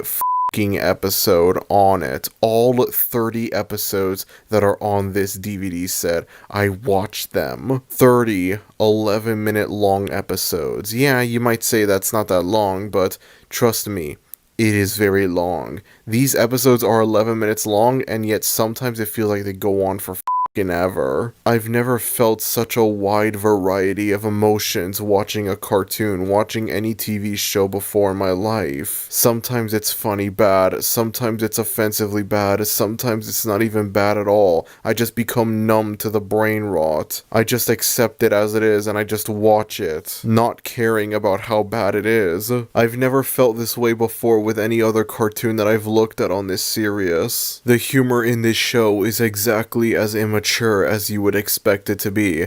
I mean, to give it a little bit of credit, to give it a tiny bit of credit, there is surprisingly very little toilet humor in this show. I know, I'm just as surprised as you are. You know, in general, it's a really weird thing. When I think of the Annoying Orange, I think of it as like something that would have a whole lot of toilet humor attached to it, but no. Maybe it's because it's food themed and, you know, having like food combined with toilet humor isn't really all that appealing, but I don't know. Annoying Orange feels like the kind of thing that would have a lot of toilet humor, and yet it doesn't. There is surprisingly very little toilet humor in this show. That's not to say that there's no toilet humor at all, because undeniably there is. is toilet humor in this show, and it is unsurprisingly cringy and unfunny, but it's kept to a minimum. And what about the rest of the humor that's actually prominently present in the show? Sometimes the lol random loud equals funny style of humor that Nerval has, sometimes it just gets to me and I find it absolutely hilarious. I think about this stupid joke theory I made up and then it becomes even funnier. It's just 30 episodes of the exact same f***ing jokes being made over and over and over and over and over and over again. The complete difference between when I started the first episode versus when I finished the last episode is, it's something that you will never be able to understand. And then sometimes you get the most ridiculous, stupid shit you could possibly think of, and it just adds to the experience. It makes the show better, and it makes the show worse at the same time. There are a surprisingly large amount of cameos in this show, and I mean like a lot of them. There are a few episodes where Shane Dawson, yes, Shane Dawson appears as a guest voice actor for the show, because having Toby Turner wasn't enough to make the show age like milk. Maybe this is from a season 2 episode, because none of the season 1 episodes I watched have them in it, but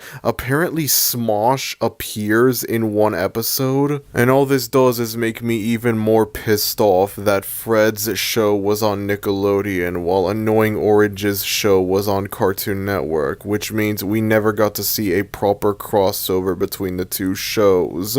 God damn it, could you imagine that, honestly? Annoying Orange, Smosh, Tobuscus, Fred, and Shane Dawson in the same f***ing show. It's like we got early 2010s YouTube all-stars here. Remember when people said, oh, Infinity War was the most ambitious crossover ever? Yeah, Infinity War wouldn't have anything on this if it actually happened. There's also an entire holiday episode, not a Christmas special, just a general holiday episode. Unironically, it's probably the best episode of the show, to be honest, that features tons of guest stars, including Alice Cooper, Weird Al Yankovic, and Bret Michaels, among others. Don't know who Bret Michaels is? Well, he's the frontman of Poison, a mediocre late 80s glam metal band. If you felt stupid for not knowing who he was compared to Alice Cooper or Weird Al Yankovic, don't be.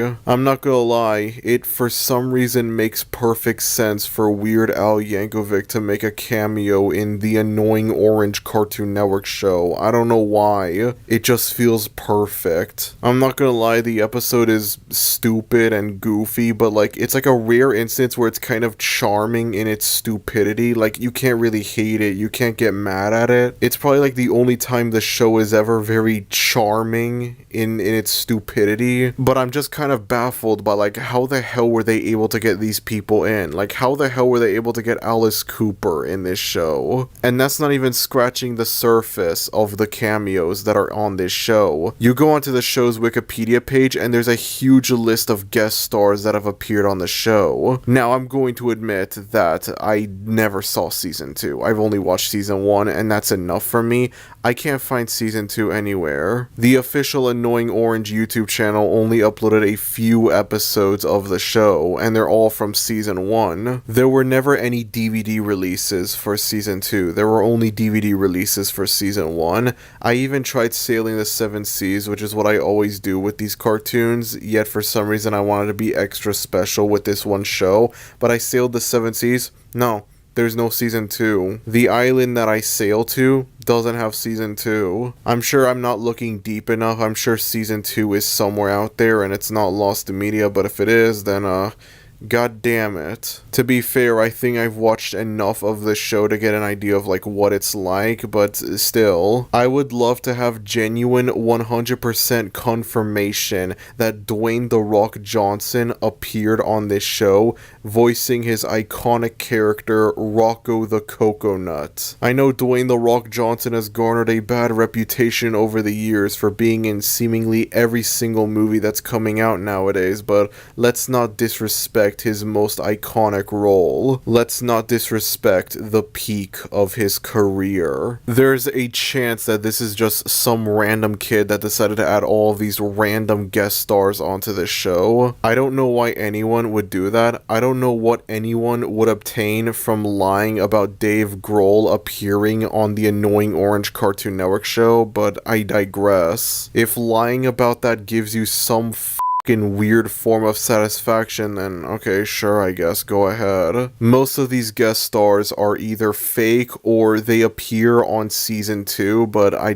can't find season 2 anywhere. Or no, maybe it's not the fact that I haven't found season 2 anywhere, it's the fact that I don't feel like looking for season 2 because I've watched 30 episodes from season 1. I feel like I've gotten enough research for this show done. At no point did I ever think, okay, I'm only gonna watch a few episodes and then I'm gonna quit. No, I decided to watch every single episode of this show, on this DVD set at least. Because if I only watched maybe 10 or so episodes, if I watched like half of the DVD, 15 episodes, I would miss out on emo Annoying Orange appearing. How could I ever possibly ignore that? How could I possibly miss that? Seriously. This show has also made me think a lot about how does life and death work in this universe. Obviously, one of the trademarks of the Annoying Orange is that sometimes these foods, they end up going through like awful stuff. Like, isn't like the first episode about like, it ends with an apple getting cut with a knife or something like that? And yeah, it's meant to be played for laughs and stuff, I get it. I'm not trying to be like sensitive and be like, oh, this is gonna traumatize a kid or whatever. But sometimes I just think about like in this show where it just casually happens, and it makes me think like these are food with feelings, and it's like their deaths are just not acknowledged at all. And it might sound like I'm being like a snowflake about this show, but if anything, I think this adds to the funny nature of this show. These are anthropomorphic foods with feelings, and then sometimes they get squished, they get eaten just casually. Sometimes they still remain alive even after being squished or eaten. Like there's an episode, I don't remember which one, where it's like there's an egg that appears and he gets cracked and you could see like the egg yolk, and it's like he's still alive but now he's just the egg yolk. And then other times it seems like a food gets eaten or squished and that's it, they're dead. Again, I'm not saying this as a valid criticism or anything like that, it's just a funny thing. Like, how the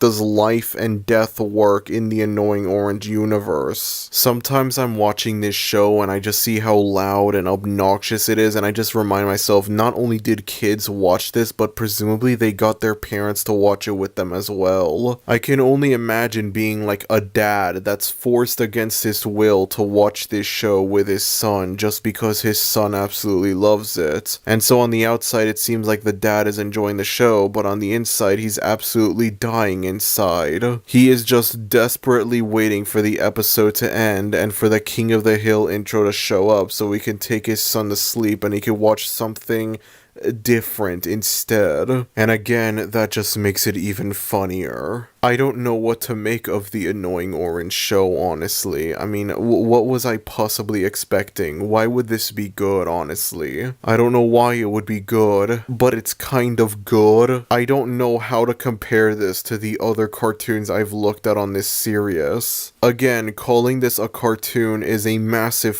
stretch, but I'm still classifying it as one despite that. I have thought very hard, where do I rank this show in comparison? I knew going into this show, this was either going to be very high up on the ranking list or very low on the ranking list. There was no way it was going to be in the middle. As I progressed more and more through the show, it became near damn impossible for me to determine where should this show go. And so here I am now, making this extremely bold decision to put this show at basically second place, because it is the only logical place I could put this show. Has this show broken me truly?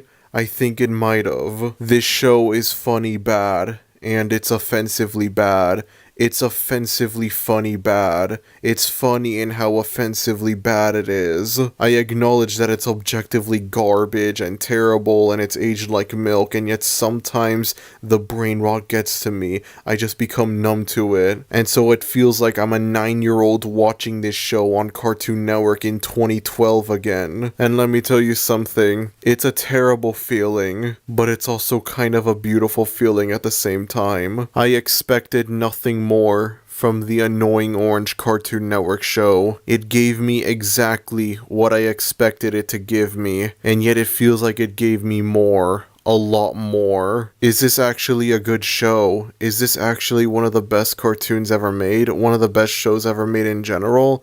I don't know. I cannot determine it. This show just exists as its own thing. It transcends all time and space. You kids make a big deal about Breaking Bad and The Sopranos and whatever, but then something like this it's out of this world. This is from another planet. Who knows how long it'll be before humanity finally understands the high fructose adventures of Annoying Orange. I love this show with all of my f***ing heart, and I hate it with all of my f***ing heart. It's so good, I love it, and it's terrible. There is someone out there that has this as their favorite Cartoon Network show, and I'm not talking about a Gen Alpha kid either, because you gotta remember, Annoying Orange is still going on, and it is still vaguely popular, so it's kind of safe for me to say that this is Gen Z brain rot that is also morphed into Gen Alpha brain rot. Stuff like Skibbity Toilet Annoying Orange doesn't really help that case out either. But I'm not talking about a Gen Alpha kid, I'm talking about someone that watched this as a kid when it first came out in 2012, and they considered this their favorite Cartoon Network show, and they still do all these years later. Forget Ed, Edd n Eddy, forget Adventure Time, you know, forget all those other crappy cartoons.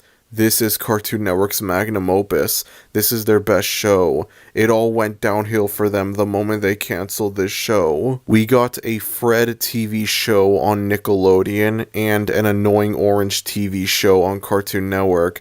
I am now patiently waiting for the Skibbity Toilet Disney Channel show, so that way we can finally have the Holy Trinity. Anyways, that's about it. If you enjoyed this video, then be sure to like, and if you're new to the channel, maybe consider subscribing, as it would be greatly appreciated. Thank you everyone for watching this. Happy Halloween, and I will see you all in the next video. Adios.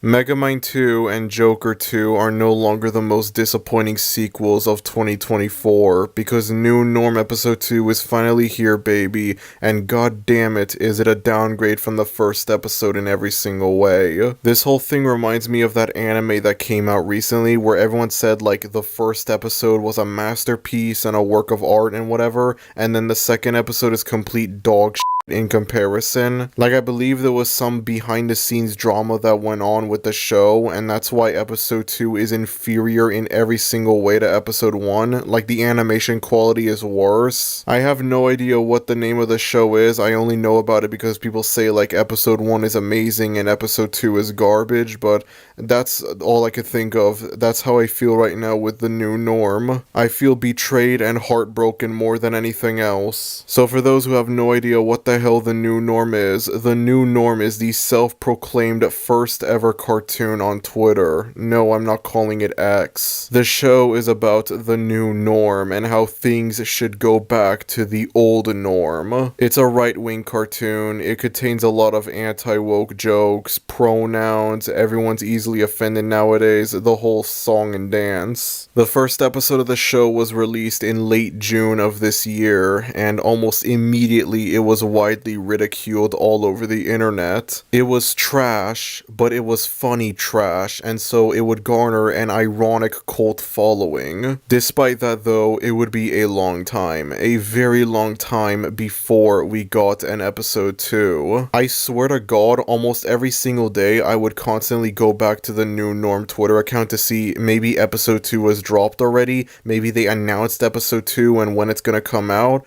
I'm not even kidding, I would do that. Because the moment episode 2 dropped, regardless of how it would turn out, I would make a video on it, just like that. But we never got an episode 2, not for a long time. At some point around August, I briefly considered making a video going over the new norm and whether it was a joke cartoon or not. Because as soon as the first episode dropped, I had this question lingering on inside me. Was the new norm intentionally bad? Is this a joke cartoon? The fact that it had been months since the first episode came out and we had gotten no updates on an episode 2 made me think maybe this was never supposed to be a full-fledged cartoon. Maybe this quote-unquote first episode was actually just a one-off short that a few people made. They made this intentionally bad cartoon just so that they could get a reaction from people, which they did. And then once the funny bad novelty of the show wore off, they would just take the money and run, and just like that we would never get an episode 2. And they would never announce it either. They would just go away, they would just abandon it basically, never acknowledging the new norm ever again. That would turn out to be false in early September when it was announced that indeed there was going to be more new norm stuff coming soon. And then later on it would be announced that the new norm episode 2 would be released on October 31st, just in time for the upcoming elections on November 5th. Reminder, episode 1 came out June 25th, episode 2 came out October 31st. Now I have to remember that this is an extremely small cartoon that most likely has a micro budget or no budget at all. It feels weird to call the new norm an indie cartoon, but at the same time, it's not this big corporate Disney cartoon either, so you know, if it's not one, then it's the other. When you take into consideration the possibility that this show has like 10 people at most working on it, then you kind of understand why it took so long for episode 2 to come out. This whole thing just reminds me of The Red Ape Family, which is another cartoon that I looked at a long time ago. The Red Ape Family was this NFT based cartoon back when those were a big thing. Only 3 episodes were made and they were all released extremely far apart from each other. We are almost at the end of 2024 and we have gotten no episode 4, so I think it's safe to say episode 3 is the last we'll ever see of the Red Ape Family. And the Red Ape Family is another similar instance where I have no idea if it was made to be intentionally bad as a joke or if it's sincere in its badness. But I'm getting off topic.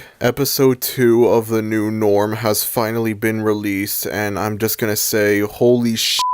It is a downgrade from the first episode. It is worse than the first episode in almost every single way. I know you might be saying, why would this be a downgrade if the show was never good to begin with, but let me just explain the difference. Episode 1 is funny bad. I didn't look at it as being funny bad at the time. There was a little bit of a funny bad feel to it when I first watched it, but I didn't really feel it all that much. In retrospect though, I find episode 1 to be hilariously bad, if it actually is 100% sincere and it's not made to be intentionally bad. And then episode 2 is just garbage in comparison. It's not funny bad, nothing happens at all in episode 2. There's like basically no plot at all. I guess episode 1 doesn't really have much of a plot either, but like there's more stuff to talk about with episode 1 compared to episode 2. We waited over 4 months for episode 2 and this is what we get in return. God damn it. I've never felt more disappointed before in my entire life. This isn't really gonna be me talking about New Norm episode 2, so much so as it is gonna be me talking about like, is the New Norm actually like a genuine cartoon? This is gonna be me going further into that debate of like, was the New Norm made to be bad on purpose, or is this 100% serious and genuine? Because episode 2 has made me question that even more than I did before.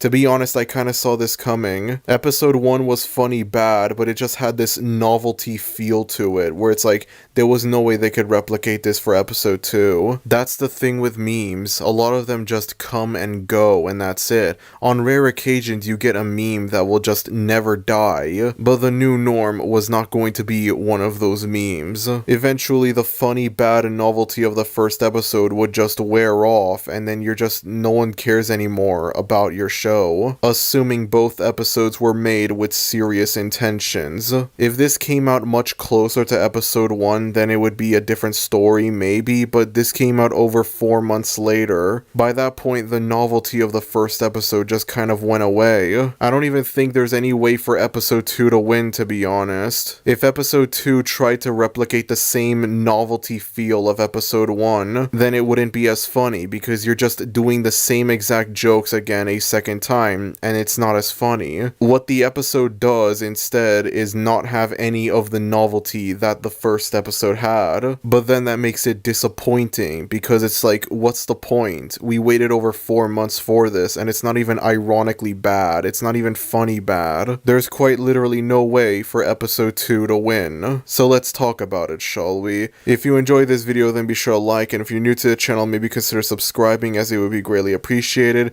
And with all that said, let us try to review episode 2, because believe me, there's almost nothing that happens in this episode. If Kamala wins, we're out of here. If Trump wins, we're out of here.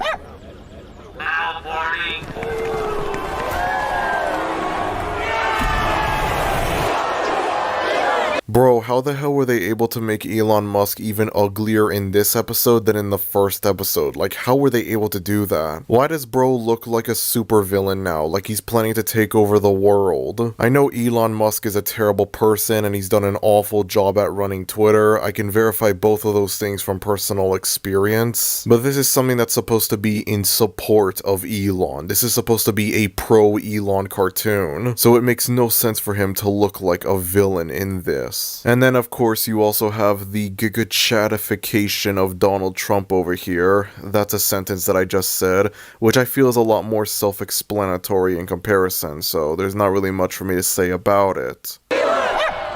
No, they eat dogs and cats. Your side eats dogs and cats. Our guy just sings about it. They're eating the dog. Eating the pets. Maybe we all can get along.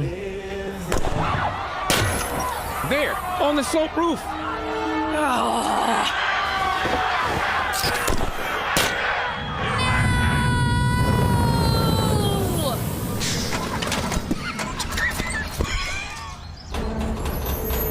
Ooh.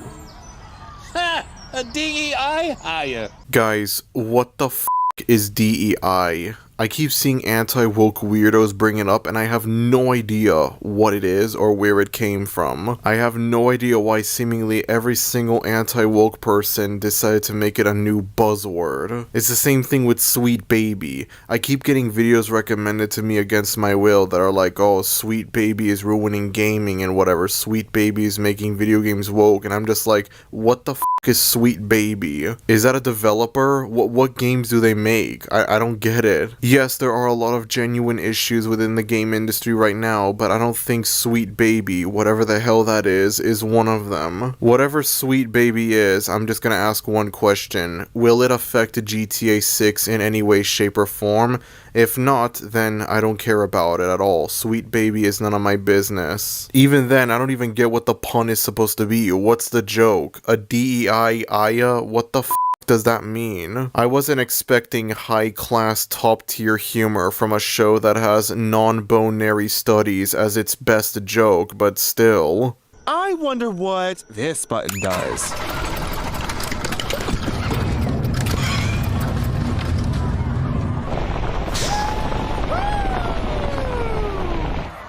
Now we're stuck here with you. We're stuck here with you.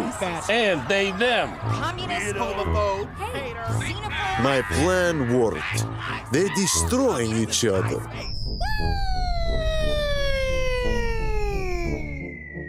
Oh, yet.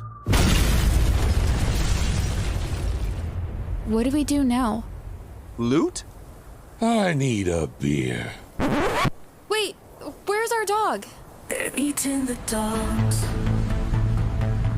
They're eating the cats of the people who live there. And you know, ain't the same as the old norm.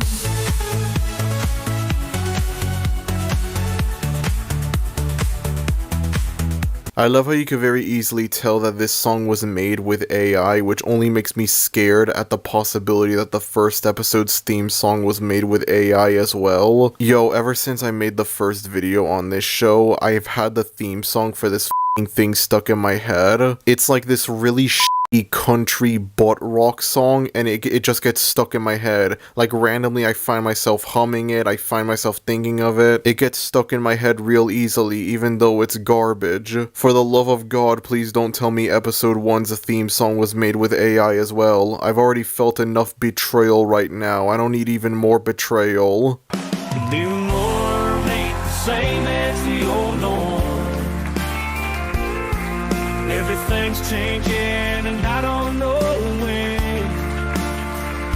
And yes, that is the entire episode. Nothing happens in it. And so as a result, there's almost nothing to say about the episode. The only thing that I can really say about episode 2 is that it makes me think even more about whether this is an intentionally bad cartoon or not. I didn't think that New Norm episode 2 would have parallels to Joker 2, but here we are. Instead of giving the fans what they want, it's just a complete 180. Those that went into episode 2 expecting it to have the same quality as episode 1 are gonna be thoroughly disappointed by how boring it is. Like, there's just nothing. It's a nothing burger is what it is. They could have very easily just repeated the same things that they did for episode 1, but they chose not to. Why is Vladimir Putin in this episode? I would have thought this would have tied into something relating to Ukraine, but no, there's nothing at all. Episode 1 is at least funny bad. At least there's stuff that happens in it. You can get entertained by it even if it's ironically. There's nothing in episode 2. It's just boring. It's a waste of time. If you were expecting more of the same funny bad garbage from episode 1, you're gonna be highly disappointed. Reminder, we waited over 4 months for this garbage, and this is what we get. What a disappointment, seriously. But wait, that's not all. There's officially a merch store for the New Norm, so now you can officially get New Norm merchandise. Let the man himself explain it for y'all. I'm Norm. I want normal beer. Problem is, nowadays, beer's covered in rainbows and drag queens. If only there was a better way. Turn any beer into normal beer with the Normal Beer Cozy. Get the Normal Beer Cozy now and make every beer a normal beer. Yes, there now exists officially licensed New Norm merchandise for you to purchase. I'm not gonna lie, I would love to buy a shirt from here just for the novelty of it, but looking at the prices, I'm not sure if I want to do that. Then again, I did go out of my way to spend $200 to own the Nut Shack on DVD, so you know what, money doesn't mean anything to me. Money is nothing but a joke to me. I don't know how to feel now knowing that I could potentially stumble upon someone wearing a New Norm t-shirt out in public. Oh yeah, just because I said that I considered buying something from this place for novelty purposes doesn't mean you have to go and do that yourself. Don't go and steal mommy and daddy's credit card just so you could spend $50 on a fucking New Norm shirt. It's not worth it, I promise y'all. And that's about it. That's where the episode ends. That's New Norm episode 2. A complete disappointment in every single way. Maybe I was expecting too much out of this, but I don't care. All this does is make me scared for what episode 3 could end up being like, if we ever get episode 3. Surprisingly enough, this doesn't change my ranking for the show on the Search for the Worst Cartoon ranking list. I feel like it wouldn't be until episode 3. Again, if we do get an episode 3, that's what will determine whether I move it up higher or lower, or if it stays where it's at. If episode 3 is a return to form, a return to the funny bad nature of episode 1, then I move it up higher. If episode 3 is just like episode 2, then I move it down even lower. And then there's a very real possibility that episode 3 could end up being intentionally bad on purpose. Again, this could go in so many different ways. Maybe this show was made to be intentionally bad from the very beginning. Maybe the first episode was made with serious intentions, but all subsequent episodes were made as jokes. It's not explicit, it's very subtle, but maybe episode 2 was made to be intentionally bad, and all the subsequent episodes would be intentionally bad as well. There's no way the people behind this show are not aware at all of the ironic fan base their show has. So I wouldn't be surprised if eventually they just embrace that ironic fan base and they become self-aware. And then ironically enough, the show stops being funny when they become self-aware of their badness. And then again, there's the possibility that the show could be intentionally bad from the very beginning. They're just not acknowledging it at all. If it ever comes out that the new norm was intentionally bad from the start, then that no longer makes it funny now. It's only funny if it's unintentional, if it's sincere in its badness. And if they ever decide to come out and say, yeah, the new norm was made as a joke, it was made to be intentionally bad,